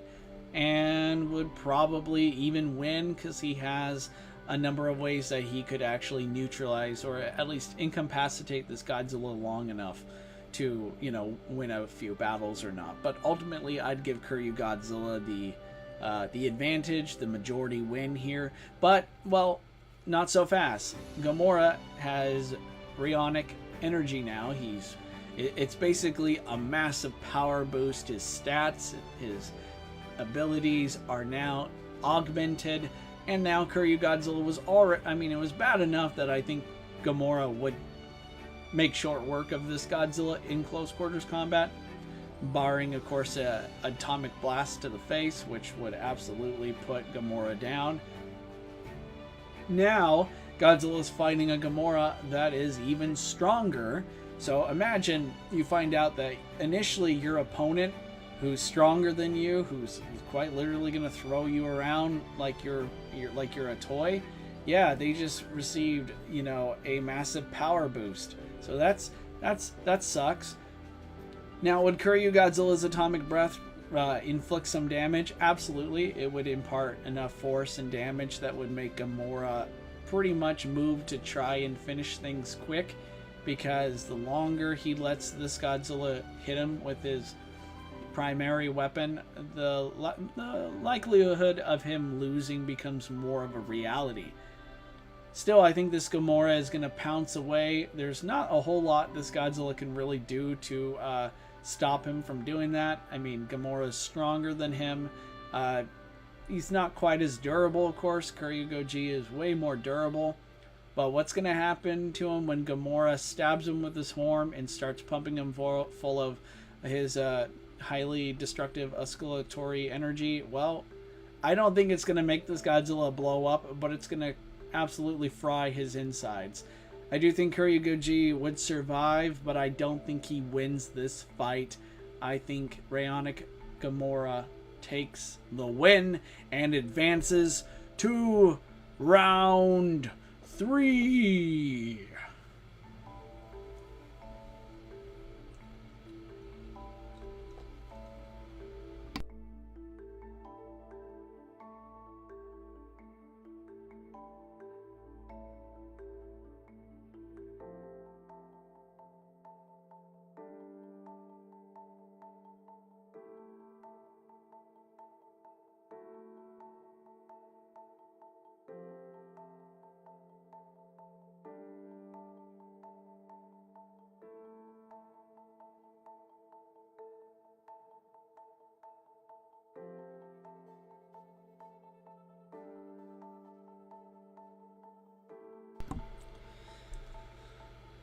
Round 3 in the Millennium Godzilla Power Tournament. Let's go!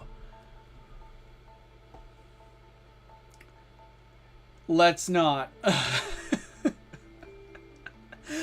Oh, my poor boy.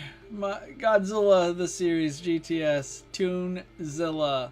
My poor boy, look what they've done to you.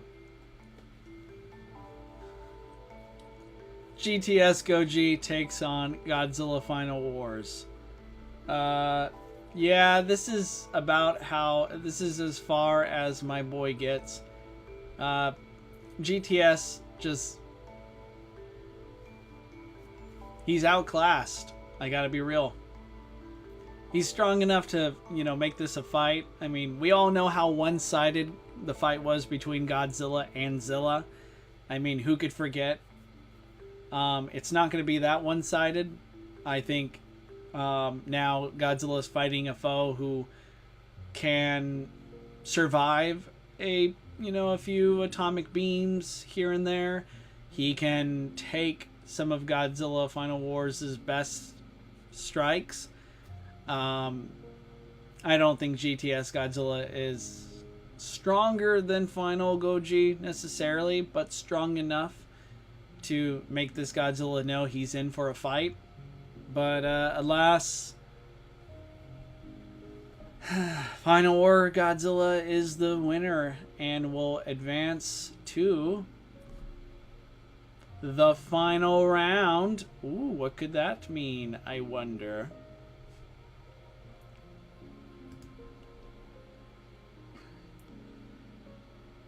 Holy moly! The next fight is an exciting one.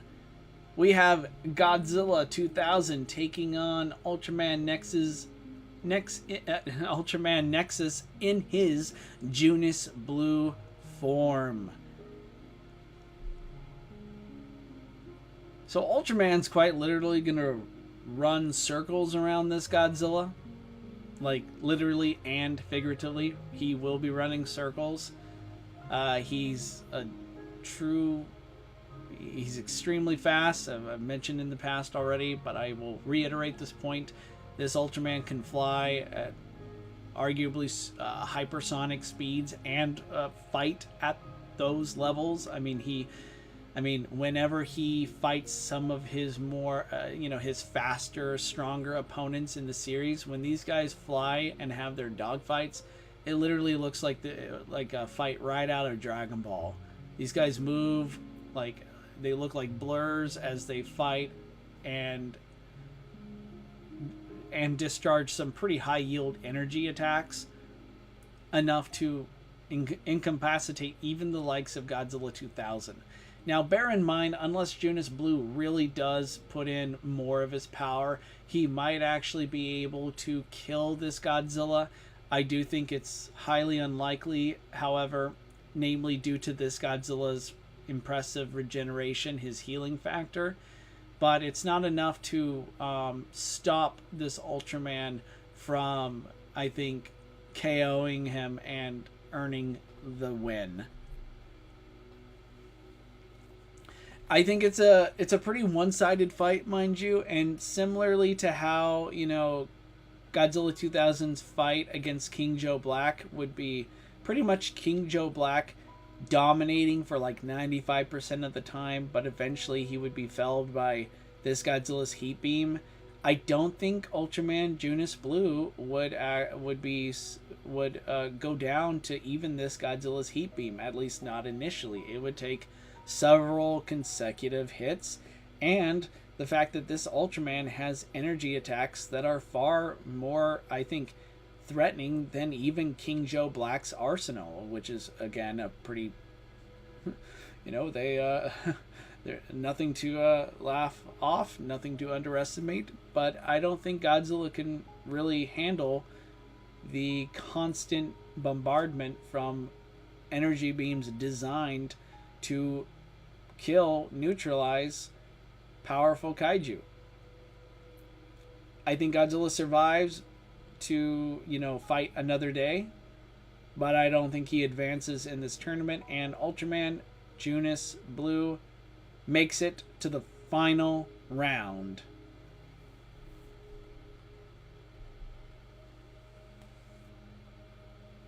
We are literally about to finish round 3 in record time here, but before we get to the final battle in round 3, hit that like button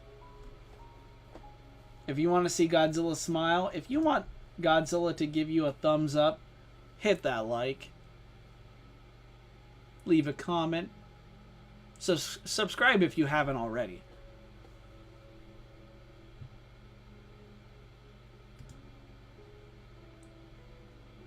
Okay, so we make it to the last battle in round 3, and it is a showstopper. we have Gomora taking on Kaiser Ghidorah.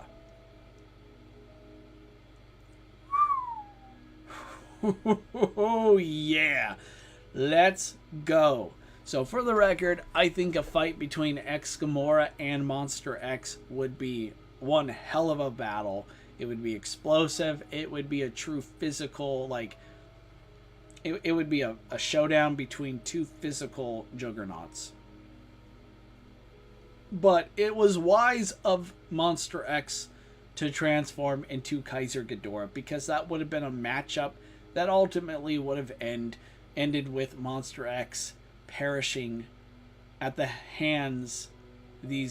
grisly hands of Gomora. Gomora is a monster. I mean, literally, yes, he is a monster, but this guy is one of the most dangerous kaiju from the Ultraman mythos. And he's going up against one of the most dangerous Ghidorahs.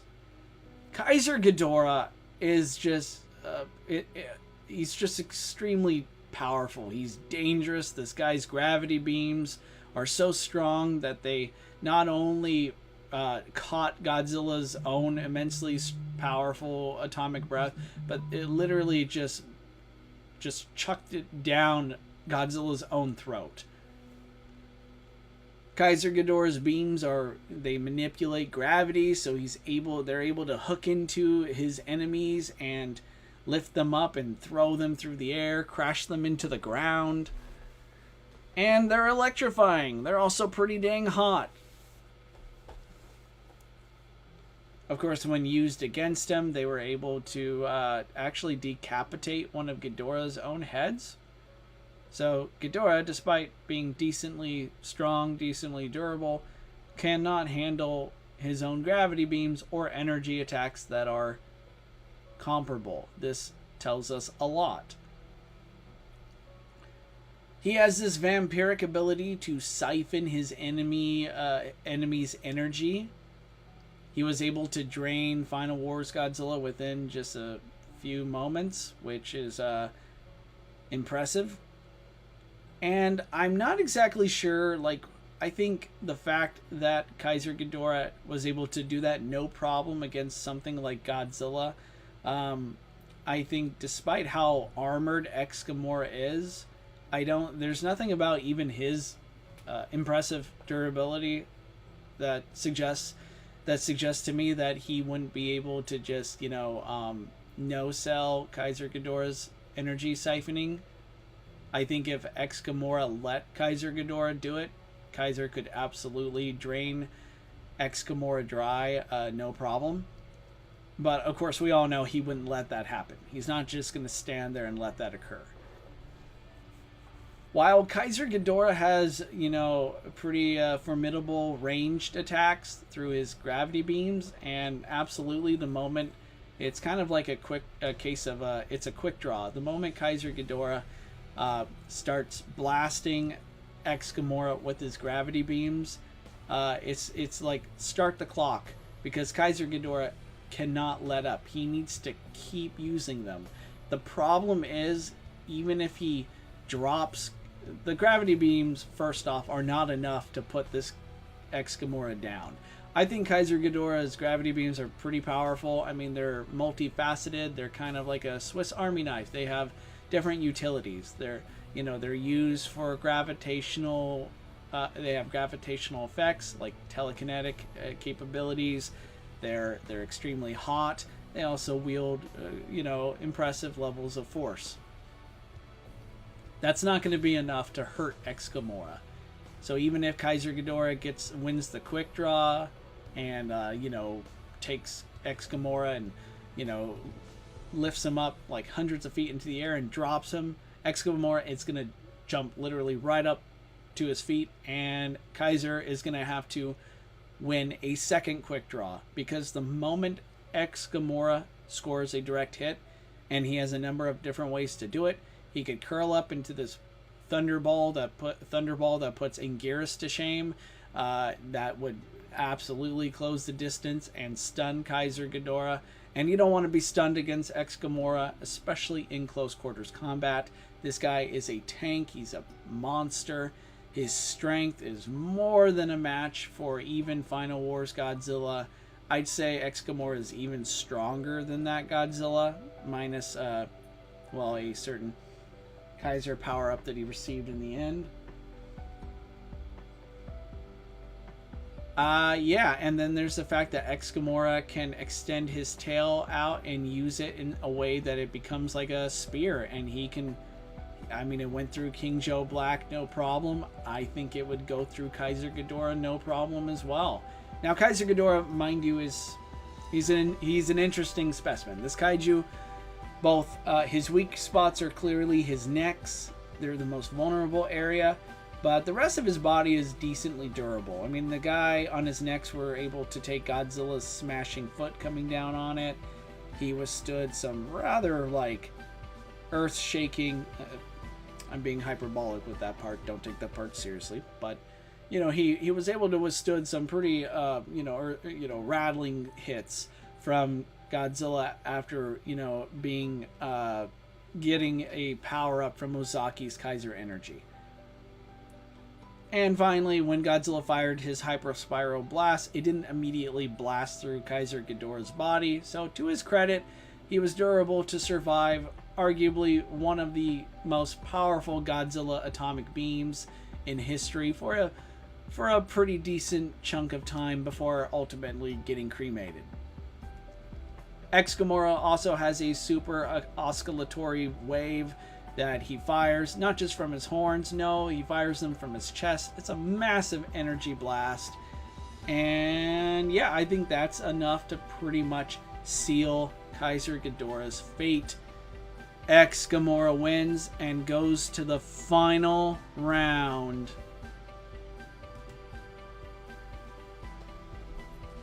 If you excuse me, I'll be right back. But before I leave for a moment, don't worry, friends, I'll be right back. Just gotta take care of a couple things quickly. The final round will be a 3-way triple death match between Gomora, Kaiser boosted Godzilla, and Ultraman Noah.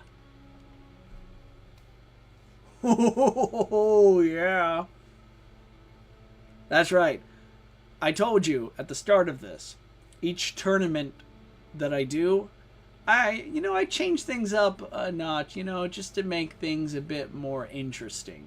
So yes, the final round is indeed a triple threat match, and I cannot wait to get into the nitty-gritty. And unlike before, throughout this entire tournament, you'll notice that I haven't shared more slides. I haven't gone into more detail on the fighter that showcases their best feats and such. Don't worry, I got you for this next one. I saved the best for the final round. So stick around. I'll be right back.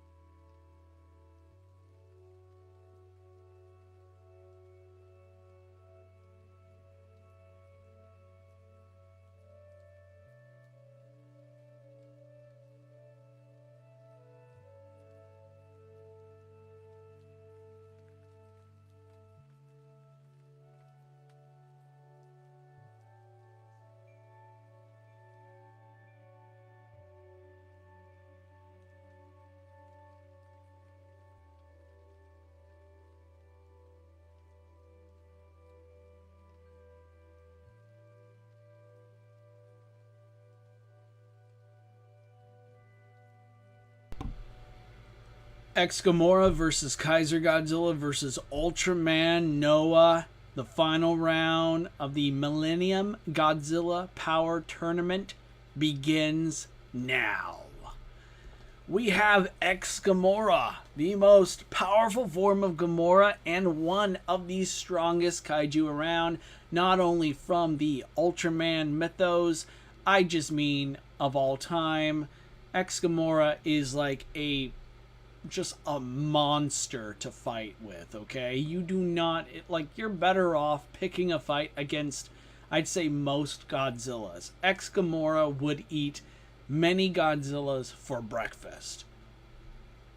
For starters, this guy shrugged off Zatan's fireballs.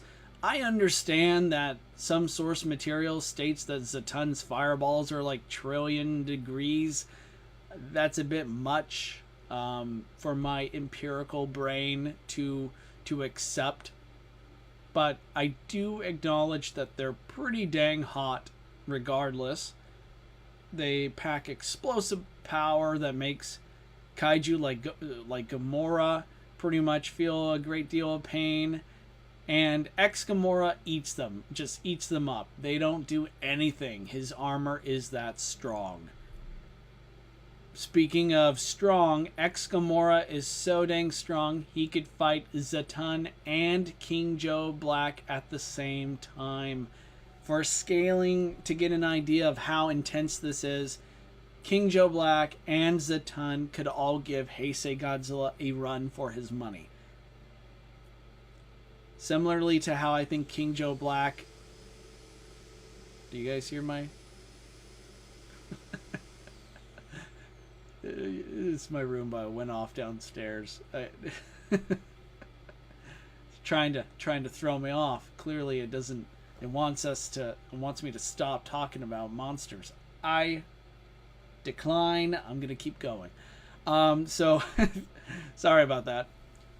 So anyway, as I was saying, Gomora is strong enough to not only fight Zatan and King Joe Black at the same time, he dominated the two, and these two are powerhouses in their own right.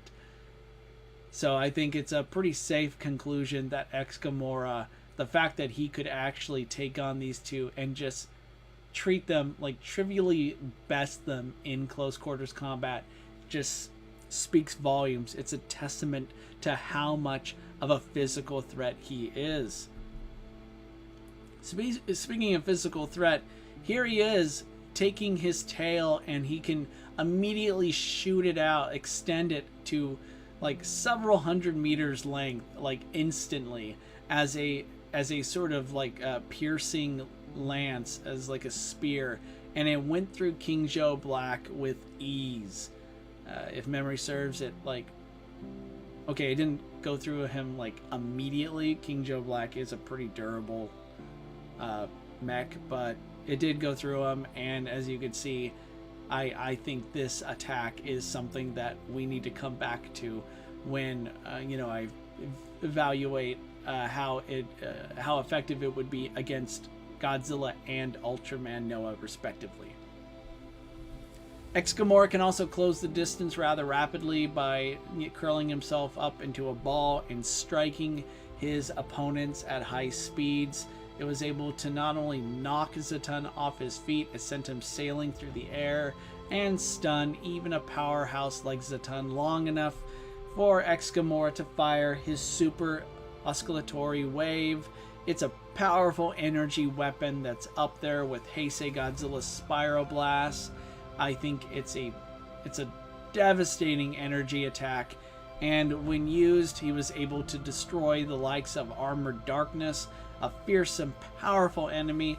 Almost made it into the tournament. Regretfully, he did not, but make no mistake, Armored Darkness would have made it far in this tournament, and Gomora just blew him up and also dominated him. I mean, bear in mind, Armored Darkness made the mistake of going up against Gomora and Red King at the same time, but even though it was 2-on-1, don't let that fool you. Gomora could have won that fight rather handedly on his own. Here, it's kind of hard to see, but here's Gomora using his super oscillatory wave on a mountain and blowing it up. So yeah, this guy is just insanely powerful. His energy attacks are through the roof. And what makes him truly a threat is just how much of a monster he is in close quarters combat. The next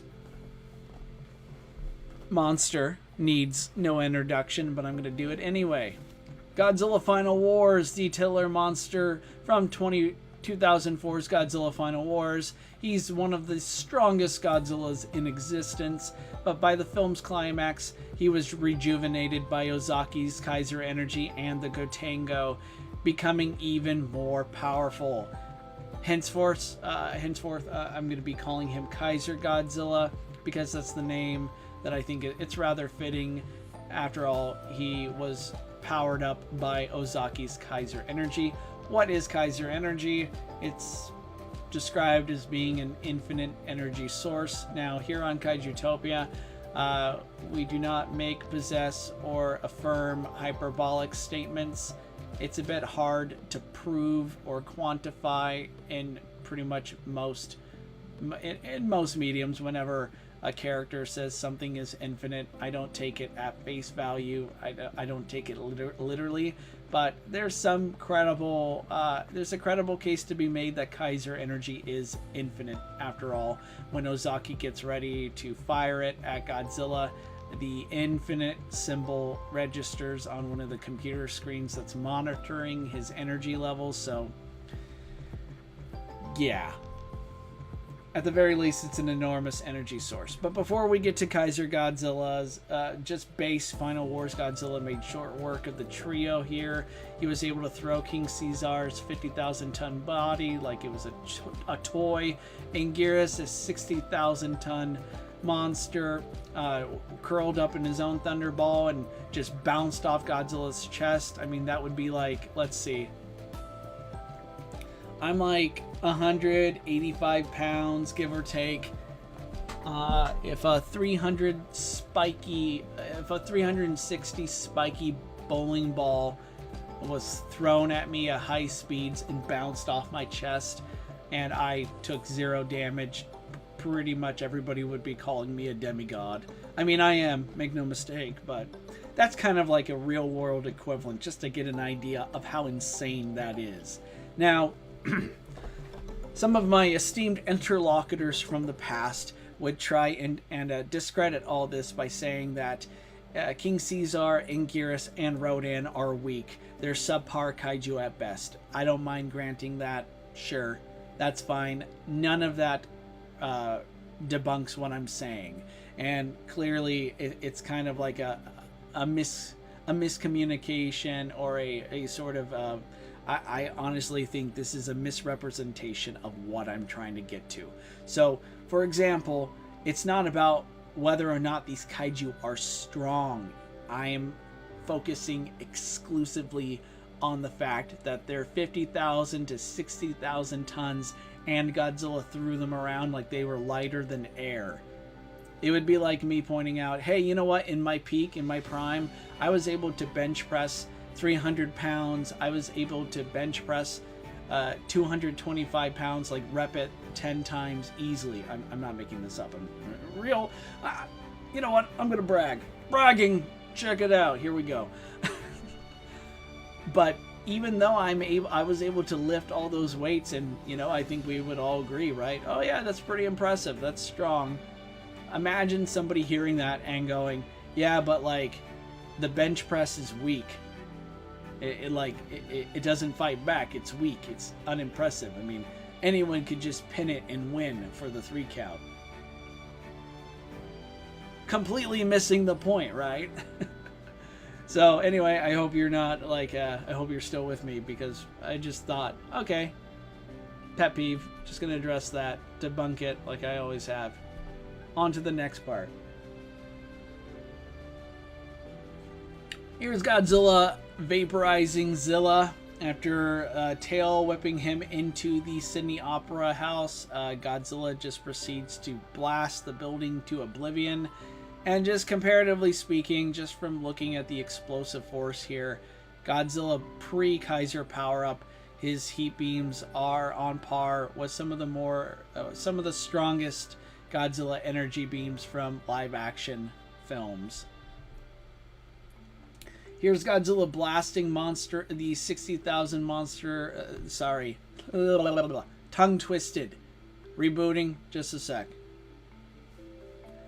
Here's Godzilla blasting the 60,000 ton Monster X several hundred meters back with just the strength of his heat beam alone. But he can go even further. This is Godzilla, again, still pre-Kaiser power-up, charging up a blast of energy that manages to intercept a meteor in space. The fact that Godzilla was able to actually get a direct hit here is just insane. Just insane levels of aim. I can't even begin to... I can't adequately explain how impressive that is enough. And while granted, Godzilla's beam here didn't stop the meteor in space, it did eventually blow it up above the rooftops of Tokyo. Hence why I call this Godzilla's Meteor Buster. But it still blew up with an insane amount of explosive force, the kind that rivals nuclear bombs, and Godzilla tanked it like the super beast he is.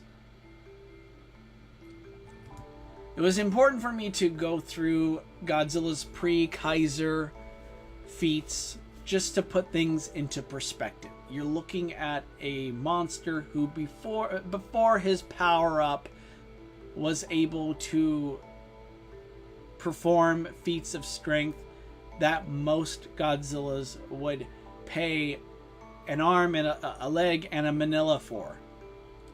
But after being powered up, supercharged by Ozaki's Kaiser energy, Godzilla immediately vaporized Kaiser Ghidorah's middle head.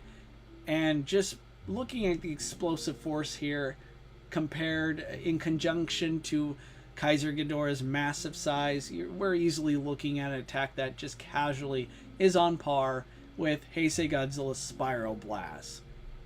But not only did it enhance Godzilla's energy, it made him stronger. Here's Godzilla lifting the 100,000 ton Kaiser Ghidorah and swinging him around by the tail like he's literally a stuffed animal. This is just crazy. This is a crazy strength feat. Made even more impressive when he walked up and kicked Kaiser Ghidorah in the head. He kicked Kaiser Ghidorah's head so hard, he ended up sending the rest of Kaiser Ghidorah's body flying. Can you imagine that? Just imagine that for a second, okay? You walk up and you kick a guy when he's down, you kick him in the face, and you send the whole body flying hundreds of meters back. I mean, to Kaiser Ghidorah's credit, his head wasn't like ripped away. Like, it's not like Godzilla kicked his head off. That would have been funny, in fact. But no, he sent... I really, like, I think if you're watching this, you're like, we get it, Tom. He's really, really strong. No, you don't get it. Godzilla, Kaiser Godzilla's Hyper Spiral Blast Beam is, for quite a while now, this beam was the strongest live-action Godzilla atomic beam. Bar none. I know many of us want to say Heisei Godzilla's Spiral Blast is powerful. It is. It is really strong. I'm sorry, but it's nowhere near what Kaiser Godzilla did with his Hyper Spiral Blast. This is him after throwing Kaiser Ghidorah hundreds of meters into the sky. Godzilla blasted him with his Hyper Spiral Blast and sent him jettisoning straight into outer space. From there, Godzilla's have I been mispronouncing this? From there, Godzilla's Hyper Spiral Blast blew Kaiser Ghidorah up in a nuclear explosion that lit up not only the sky, but just you could see it in the reflection of Godzilla's eyes. Guys, I'm sorry. This feat, I've said this for years, and I'm going to say it again because it's true. Oh yeah, I went there. This feat alone is, in orders of magnitude, far more powerful. It outclasses just about anything a live-action Godzilla has done with his heat beam. The only exception to this would be legendary Godzilla's Earth Driller, the beam he used to blast a hole into the center of the Earth, not only through the center of the Earth, into the hollow Earth, which source material states exists in a alternate reality, in another dimension. But this beam, this feat, is on par. It's close to that. I personally think legendary Godzilla's feat is better, but I'm not going to argue if you think Kaiser Godzilla's Hyper Spiral Blast isn't close. If you think it's your number one, if it's the strongest Godzilla attack ever, I'm not going to shake my head. I'm going to basically go, it's pretty powerful. It's pretty powerful stuff. Ultraman Noah is over 350,000 years old, making him the oldest known Ultra in the multiverse. Speaking of the multiverse, with his Aegis wings, Noah travels the multiverse. He can actually go to the universe next door or the universe several, like on the other side of the multiverse neighborhood.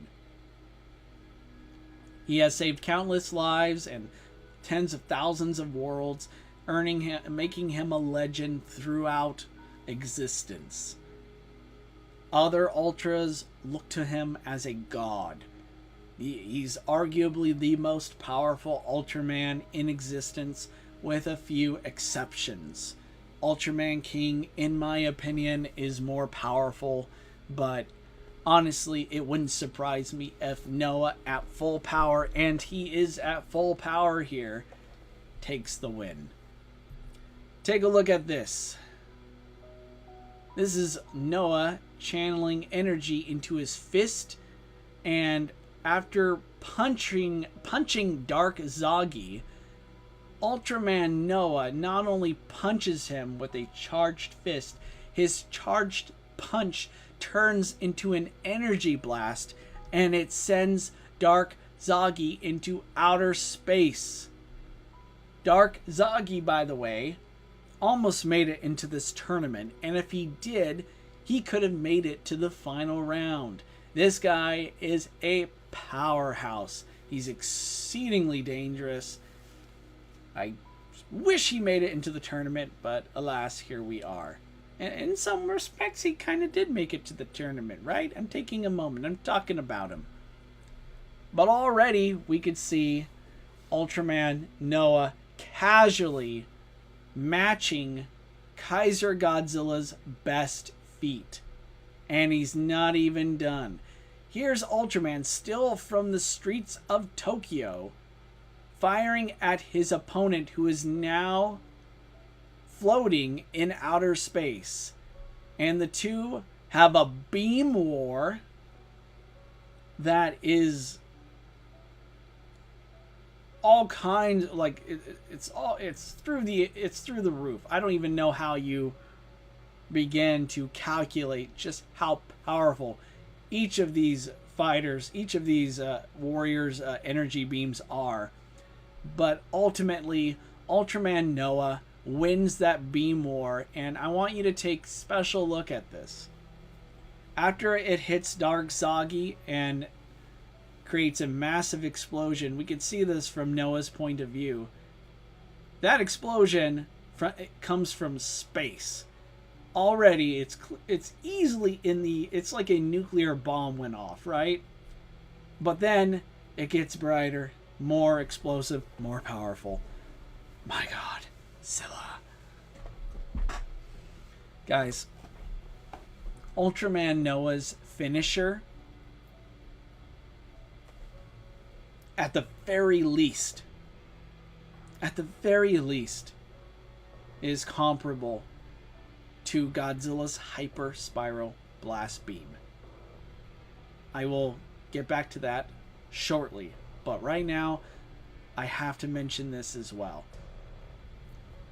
Ultraman Noah can also change his size because he wields, he possesses so much energy, so much power.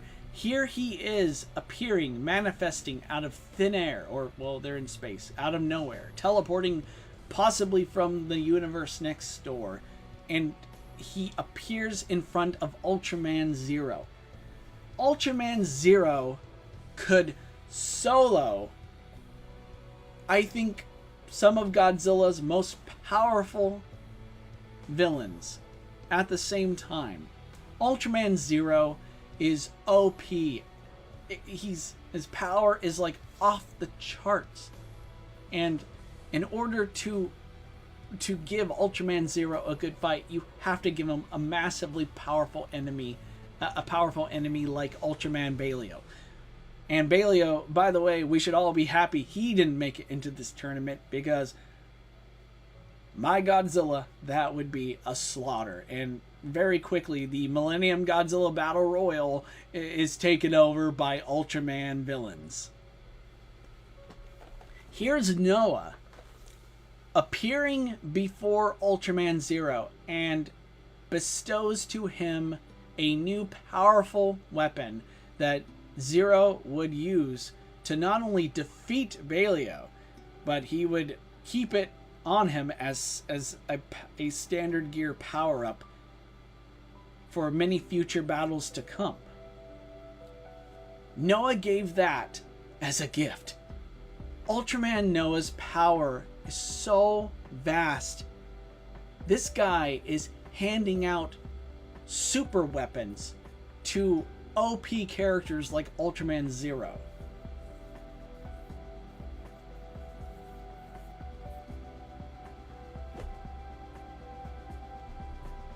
Ultraman Noah is just a powerful being.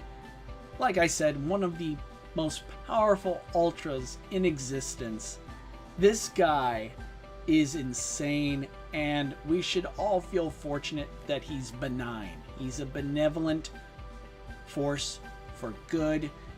If he shows up on your planet, first, yay, it's Ultraman Noah, I feel safe. But also bear in mind, if he's there, if he shows up, if Ultraman feels like, if Ultraman the Nexus feels like he needs to go all out, he needs to go to full power, full strength, and becomes Ultraman Noah, the threat is that substantial. And Ultraman Noah, make no mistake, is fighting two powerful beings right here. This is as threatening as it gets. Ultraman Noah needs to be extremely careful here because his energy, unlike Kaiser Godzilla's, is not infinite. Ultraman Noah has been forced. It's the reason why he has lesser transformations. It's because despite how vast his energy is, he does not have infinite energy. He does not have infinite stamina. Eventually, if he fights too long, he will be forced to devolve, to transition back into his weaker forms. And Ultraman Nexus in its Junus blue forms, no matter how formidable they are gonna get destroyed by Gomora and Kaiser Godzilla. So Ultraman Noah needs to play this smart. He needs to fight smart. Now this is a 3-way battle.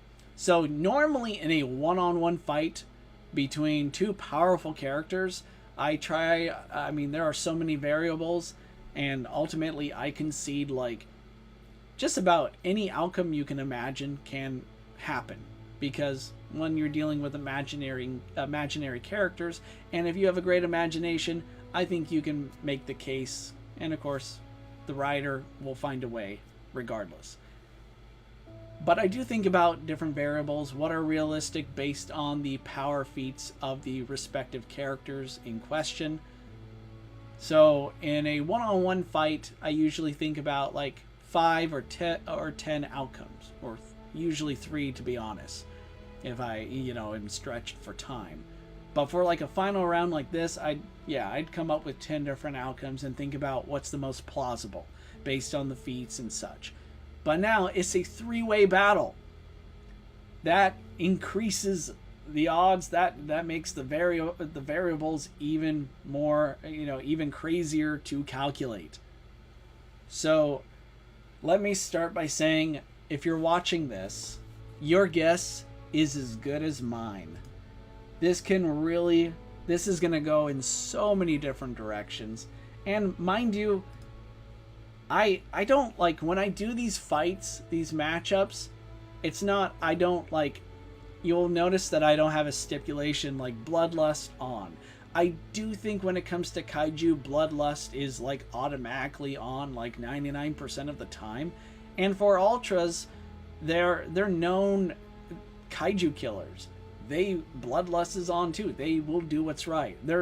They unlike Superman, Ultraman does not like he doesn't have a no-kill policy, right? He will absolutely kill you. Hopefully YouTube doesn't take that last part. I mean, like in a video game, YouTube, in a video game, Ultraman would do that. Okay, so where do we go from here? Let's check some boxes by answering a couple questions. Who is the strongest between these three? Ultraman Noah can kick powerful enemies like Dark Zoggy back hundreds of meters. He can do it casually. He can amplify his physical attacks into like a charged punch that could turn into an energy blast that can send his opponents, if they're durable enough, flying into outer space. If they're weaker, they would just get immediately vaporized. But that last part is less of a physical attack and more like an energy attack. So as far as strength feats go, Ultraman Noah, if we look at his, according to some source material stats, he has a gripping strength that's in the 200,000 ton range. He's clearly, his weaker forms can casually throw kaiju around that are in both Gomora and Godzilla's weight class. They can throw them around pretty well. So if Gomora and Godzilla stood still for Noah to walk up and pick them up and throw them around, he could do so easily. I mean, picking kaiju up and flying them into outer space is kind of like the norm for Ultras, and Ultraman Noah is, again, he's a legend. Other Ultras look at him like he's a god. But in terms of on-screen feats we can quantify and infer, I really think answering that question comes down to looking at Gomora and Kaiser Godzilla. Kaiser Godzilla is able to throw Kaiser Ghidorah around like a ragdoll. Like, he can pick up his 100,000 ton body and just slam it repeatedly, throw it through the air, throw it into the sky. So that's pretty impressive. Gomora was able to effortlessly overpower Zatan and King Joe Black in battle. Both of those guys treated Gomora previously like a joke, and Gomora, at its base strength, gives Heisei Godzilla a run for his money. So I really do think it comes down to who's the strongest, Gomora or Kaiser Godzilla. I can't really give you a definitive answer. I think they're both at the same level. The difference, however, is Gomora has a massive advantage. Not only does his strength match Kaiser Godzilla's, as you can see here, he's got long-range capabilities. And if he really wanted to, it might take a couple tries, but Gomora could do that to Kaiser Godzilla if Godzilla is not careful. He could also do that, I think, in theory, to Ultraman Noah as well. So in terms of close quarters combat, in terms of physical strength, Gomora has an edge. But what about in terms of durability? See, the thing is, it's really hard to decide because according to Ultraman Noah's lore, how that guy initially defeated Dark Zagi, and Dark Zagi, in a nutshell, guys, just so you understand, Dark Zagi is a creation of an alien race that practically worshipped Ultraman Noah, and they wanted to, help, the universe. They wanted to do their part, so they used Ultraman Noah's DNA, his light, to clone him. But Dark Zagi, well, he's called Dark Zagi for a reason. He became more like the space beast, the space kaiju that Ultraman Noah hunts throughout the multiverse. So what happened was that race, I forget their name, that alien race that created Dark Zagi, in order to stop him, they had to blow up their sun. They had to make it go supernova. This inexplicably sent Dark Zagi going into some dimensional rift into the universe next door. Eventually he arrived in the Land of Light, home of the Ultras that we all know from the Showa age, the Showa era. And from there, Dark Zagi was able to hold his own against them. It took Noah, Ultraman Noah, going to that universe, going to the Land of Light, beating up Dark Zagi, and sending him packing back to their home native universe. I don't know how to adequately quantify this because a lot of that is expositional. It's nothing we see actually happen, and there are specifics that I would need to accurately give you a good gauge. But I think it's a foregone conclusion here that Ultraman Noah, even if we don't take all of that at face value, is still a very durable character. Gomora was able to tank Zatun's fireballs no problem. He also not only tanked Zatun's fireballs, but King Joe Black's cannons, the same weapons designed to unalive other kaiju.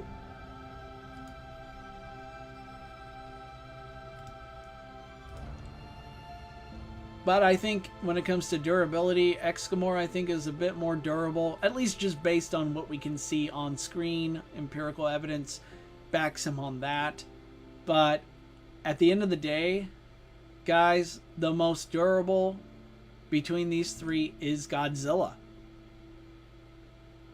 After blowing up a meteor above the Tokyo skyline, Godzilla just completely tanked a city-busting explosion, as demonstrated by this massive impact crater. It honestly looks like he just tanked a megaton nuclear explosion. This is durability that's up there with legendary Godzilla. And this was pre-Kaiser power-up, mind you. But already, in terms of just on-screen feats, I'd say Godzilla is the most durable of the three. So far, what do we have? We have Gomora being my pick for being the strongest. Kaiser Godzilla for being the most durable, and Ultraman Noah, well, let's get into where he has an advantage. First, I think he's more than a physical match for either of these two. And I think he's durable enough to withstand some of their best hits. But when it comes to firepower, I will say this once more. Noah casually matched Godzilla's best power feat. And by that I mean when his Hyper Spiral Blast sent Kaiser Ghidorah into the stratosphere, into space, where he blew up in this nuclear explosion. That, to me, the fact that Noah was able to casually match that before, I mean, Noah hasn't even resorted to his like signature energy attack when that occurred. This is Noah's casual energy fist beam that again sent Dark Zoggy into space. Dark Zoggy tanked it, mind you. He received 0 damage from that. And you could argue that Dark Zoggy is durable enough. He's, for starters, more durable than Kaiser Ghidorah. Dark Zoggy could actually, in my opinion, in my expert Godzilla-loving opinion, I might be trolling some of you guys, but I do honestly think Dark Zoggy could realistically beat Kaiser Godzilla in battle. At the very least, he could, it stands to reason, tank Godzilla's most OP energy attack, his energy finisher. But Dark Zoggy was not able to withstand Ultraman Noah's attack signature. It's a beam that not only blazed through Dark Zoggy's own finisher beam, and again, Dark Zoggy was designed to be Ultraman Noah's equal. He's his clone, his dark clone. But Ultraman Noah nuked him in a massive beam, in a massive explosion that honestly, it's honestly more impressive than Kaiser Godzilla's Hyper Spiral Beam. As much as I love Gomora here, his super oscillatory wave is impressive, no doubt. It's up there with Heisei Godzilla's Spiral Beam. And if this were a matchup between Gomora versus Heisei Godzilla, this would be one for the books. But Heisei Godzilla's best feats, his on-screen feats, you know, when we can actually see what his spiral beams do and quantify and compare them, they are nowhere near what Final Wars Godzilla did. They are nowhere near what Ultraman Noah did. It's not even close. So Gomora absolutely does not have the advantage when it comes to firepower here. He may have an advantage in close quarters combat. He's arguably the strongest one in this final 3-way battle. And while Final Wars Godzilla, Kaiser Godzilla, is the most durable, Ultraman Noah is the most powerful, at least when it comes to raw energy, when it comes to the destructibility of his firepower, of his finisher attacks. He can casually charge up his fist and punch Gomora and blast him. He could blast either of these two into the stratosphere. Are they durable enough to survive? Yes, I think Gomora could. Now, how he gets back to Earth, I have no idea. And I think that would count as like a ring out of sorts. Maybe he could ball himself up and use his energy to kind of become like a comet and come back. Godzilla could pull a Showa era Godzilla and use his atomic breath like some sort of, jet. Sure.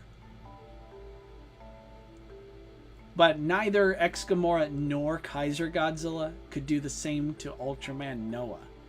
Now, mind you, do I think Kaiser Godzilla, would his Hyper Spiral Blast Beam hurt Ultraman Noah? Yeah, I think it would. But again, Dark Zagi tanked a comparable energy blast, no problem. Ultraman Noah is his superior in almost every way imaginable, with maybe a few exceptions, but they're not pertinent to this analysis here. So what do we have? We have Ultraman Noah, who has enough firepower to either incapacitate both Ex Gomora and Kaiser Godzilla, or outright destroy one of them. And I'd say Ex Gomora would be, when it comes to durability, is the weakest of the two between him and Godzilla. And I think Ex Gomora is, honestly, in terms of durability, probably weaker than Ultraman Noah. Now, earlier I did say Godzilla is the most durable of the three because he has the best on-screen feats, best on-screen durability feats. But you can make an argument that Ultraman Noah is just as, if not more durable, because, again, Dark Zagi withstood a Hyper Spiral Blast attack, or something similar to it. So here's what I think, and I'm going to do this right here on the spot. I think... Where's my X?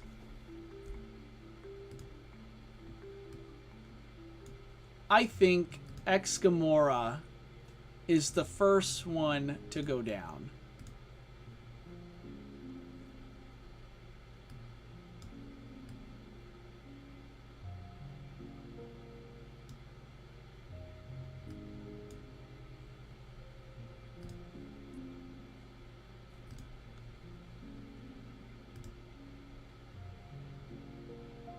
Bear in mind, I think Ex Gomora could absolutely tip the scales. He could tip the odds in favor of either of his opponents if it came down to a fight between Kaiser Godzilla versus Ultraman Noah. Ex Gomora could, for example, he could use his tail, turn it into, a long spear. He could attempt to stab Ultraman Noah and should be able to do so, or at the very least hurt him long enough that Godzilla just unleashes his full power, and suddenly Ultraman Noah, depending on how long the fight has gone on for, he might be forced to de-transform. He might lose his energy. That could very well happen. But I think when we just look at who has the strongest feats, who's the strongest, who's the fastest, who's the most durable, who's the most powerful, and who has a healthy combo of all of those, I think Ex Gomora would be the first one to lose. If we were to scenario this, and out of 50 battles, I think Ex Gomora would lose most of them. But what about Godzilla and Ultraman? So if Ex Gomora is the first to lose, and this ultimately comes down to a battle between Kaiser Godzilla, one of, if not the most powerful live-action Godzilla, versus one of, if not the most powerful live-action Ultraman. Who's going to come out on top in that battle? Well, first off, personally, I don't think either of them are the most powerful Godzillas and Ultras, respectively. But, I had to build up this somehow, right?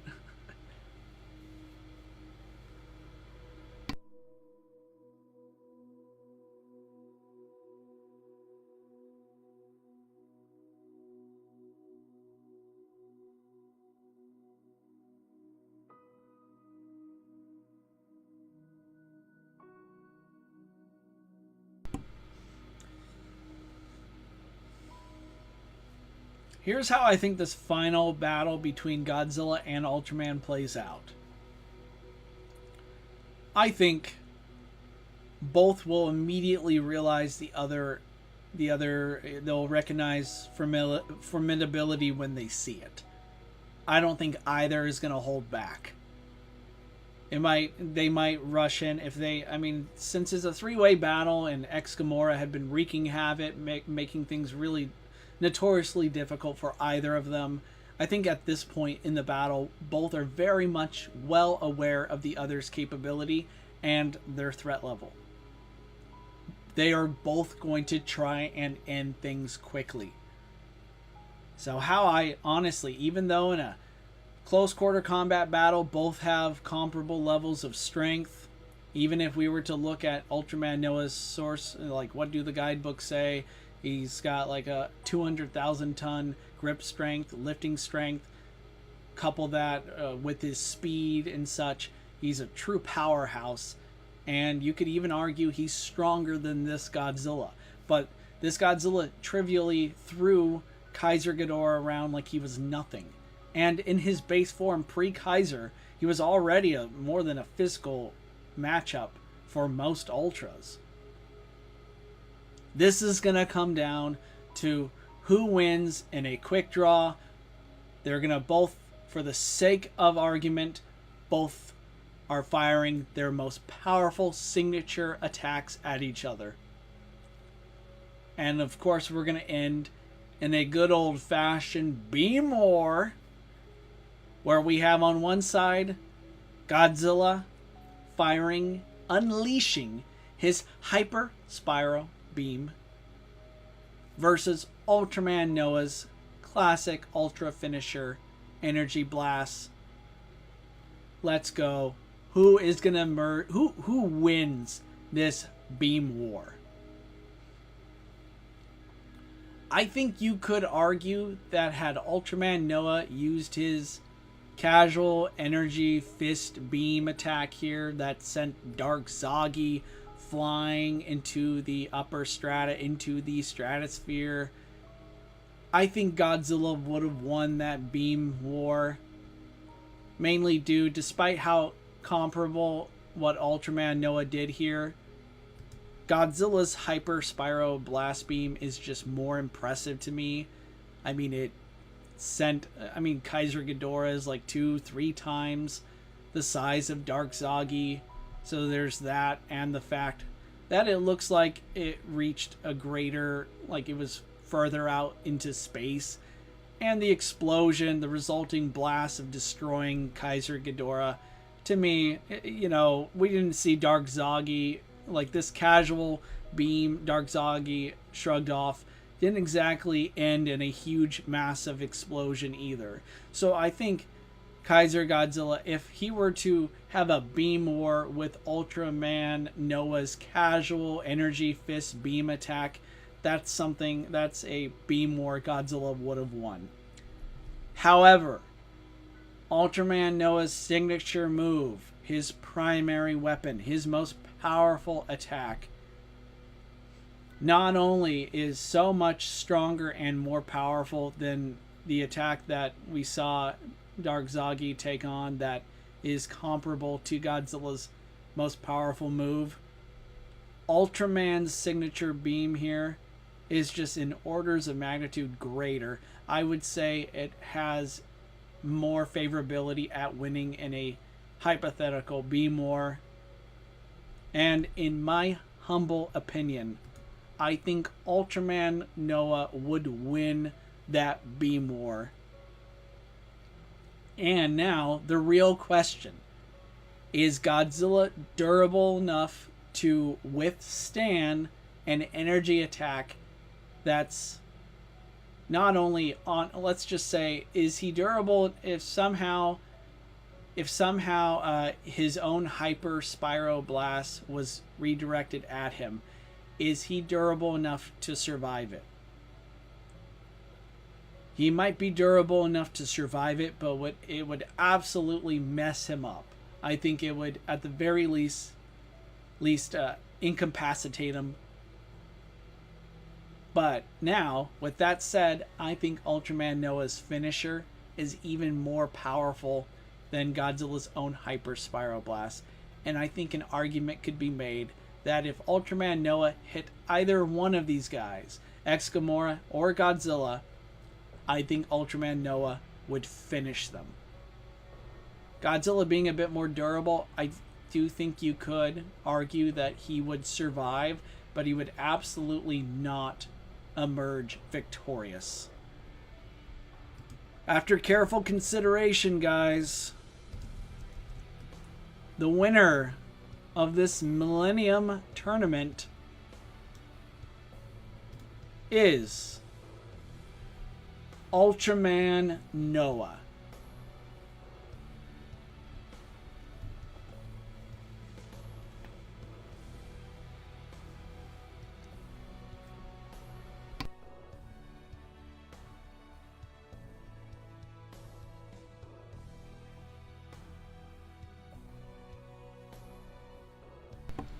It was truly a tough one, man. That was one hell of a finisher. I think the fact that it was a triple threat match made it even better, made it even closer.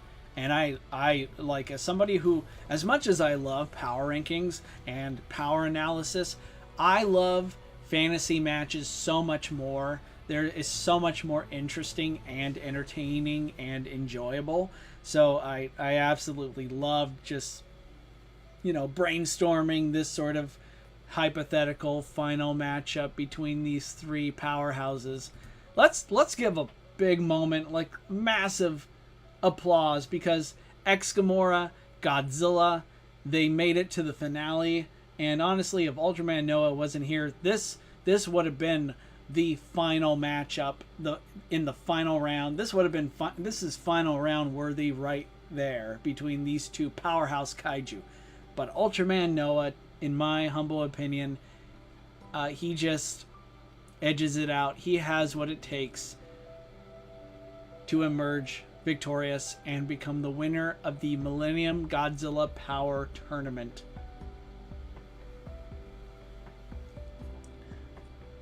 Godzilla fans, I'm gonna take a wild guess here. I think many of you disagree. That is great. I welcome disagreements. I welcome different opinions, so please leave a comment. Tell me what you think. I want to hear from you. I read all your comments. I'm not always able to respond to all of them, but I will do my best, especially if you're able to put your thought, you know, put a lot, like, share to me who you think would win in this tournament. Here's the roster once more. Who do you think, if you disagree with me, who do you think comes out on top? Please let me know. I want to hear from you. So here's what I'm planning, since if you've made it to the end of this video, if you're still watching live, thank you. I love you. You're the best. I want to reward you. I want to tell you what I'm planning in the future. This will not be the last Godzilla Power Tournament. The next one on the agenda is a tournament involving MonsterVerse Reiwa era characters.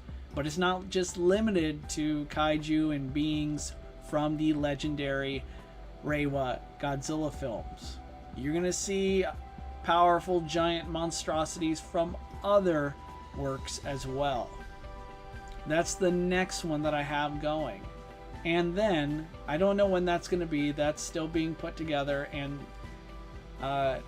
reluctantly, my time is going to be reduced in the next coming months. So hopefully before the end of the year we'll get that going. If not, I promise we will get to it eventually, because what I want to do after that is even more interesting. I want to take the winners, the most powerful participants from each tournament, and have them pitted against each other in a massive power tournament of winners, of champions. So from the Showa Godzilla tournament, we did do things a little differently. It was more based on like good guys versus bad guys, a team kind of thing. But I promise you, we can definitely go over and pick who the powerhouses are from that era, and have them join the powerhouses from the Godzilla, Heisei Godzilla Power Tournament. And now we can see a return. I promise you guys, in this Tournament of Champions, you will absolutely see Gomora return. You'll see Kaiser Godzilla return as well. But not just limited to them. I mean, you're going to see Godzilla 2000. You're going to see Kaiser Godzilla.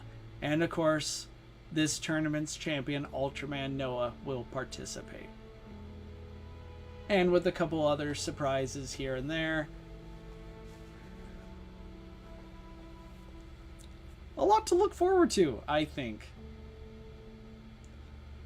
Now, I might return later today if I have the energy. I am currently working on Godzilla -1 versus Ghidorah the Smog Monster. If you would like a sneak peek, I still see some people are here, so I'm going to reward you guys because I love you and you're the best. I am going to give you all a sneak peek of some of the stuff that I'm planning in that stop motion battle.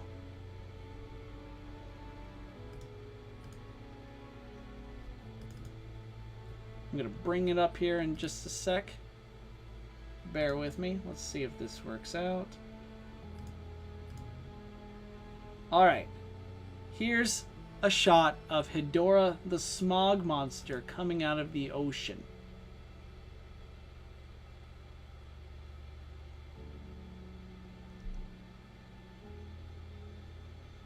Oh my god. Zilla. It's so good, right? Did you guys like that?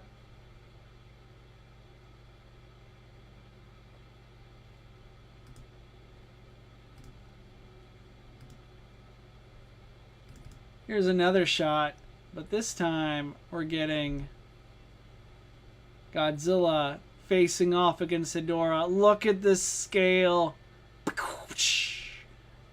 Does Ghidorah survive Godzilla's atomic breath?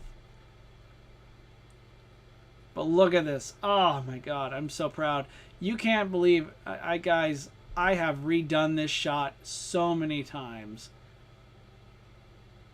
So much went into this.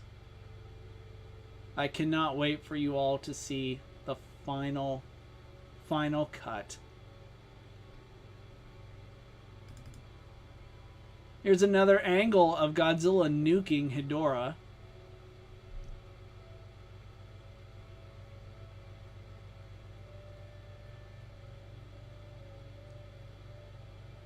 Oh man, this is looking so, I mean, not to toot my own horn, but honestly, man, I do think this looks great.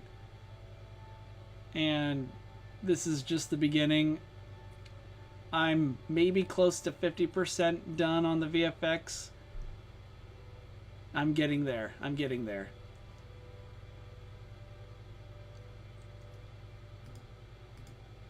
And let's take one other thing I want to share with you guys. And on Godzilla himself. You might remember this from one of the previous Godzilla -1 VFX streams I did. A lot more has been added. And this takes the cake. Check it out.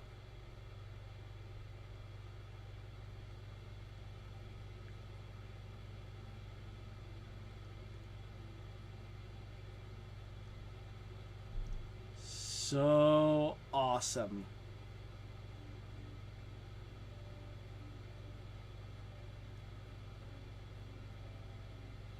Oh man, I love it. I love it so much. Easily one of the best projects that I've been making in recent years. And I absolutely, man, I love, man, I like what I do. And even though I always try to improve, and yeah, artists can be really, we can be the harshest critics of our own work. And believe me, I am. But I do genuinely believe what I do is good. So, or at least I've gotten way better than I used to be. So, hey, there's still that.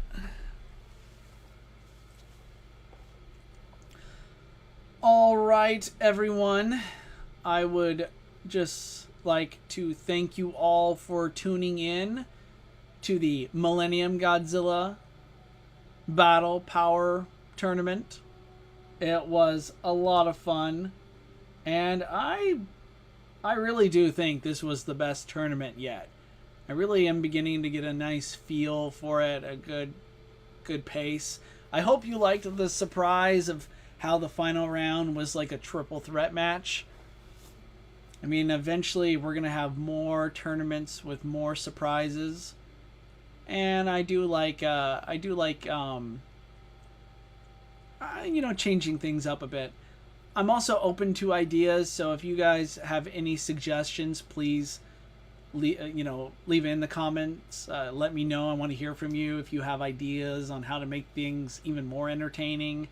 I've been thinking about maybe like adjusting the battlefields, like specifying on the locations of the fights. Right now it's been rather vague, kind of like open to interpretation on that front, because, well, that just, to me, the environment can make or break the winner, right? It has a huge say on a lot of these matches, so I've kind of like been more loose with that. But still, hey, you guys are amazing. Thank you so much. Thank you for supporting Kaijutopia. I'm like the happiest Godzilla YouTuber on earth because I have the best fans, the best subscribers. You guys are just absolutely amazing, and I thank you all for your time. And yeah, I hope everyone has a good rest of their day. I love you all. We're going to be back here soon. I got more content coming at you in the very near future. So stick around. I'll see you all again soon. Take good care of yourself.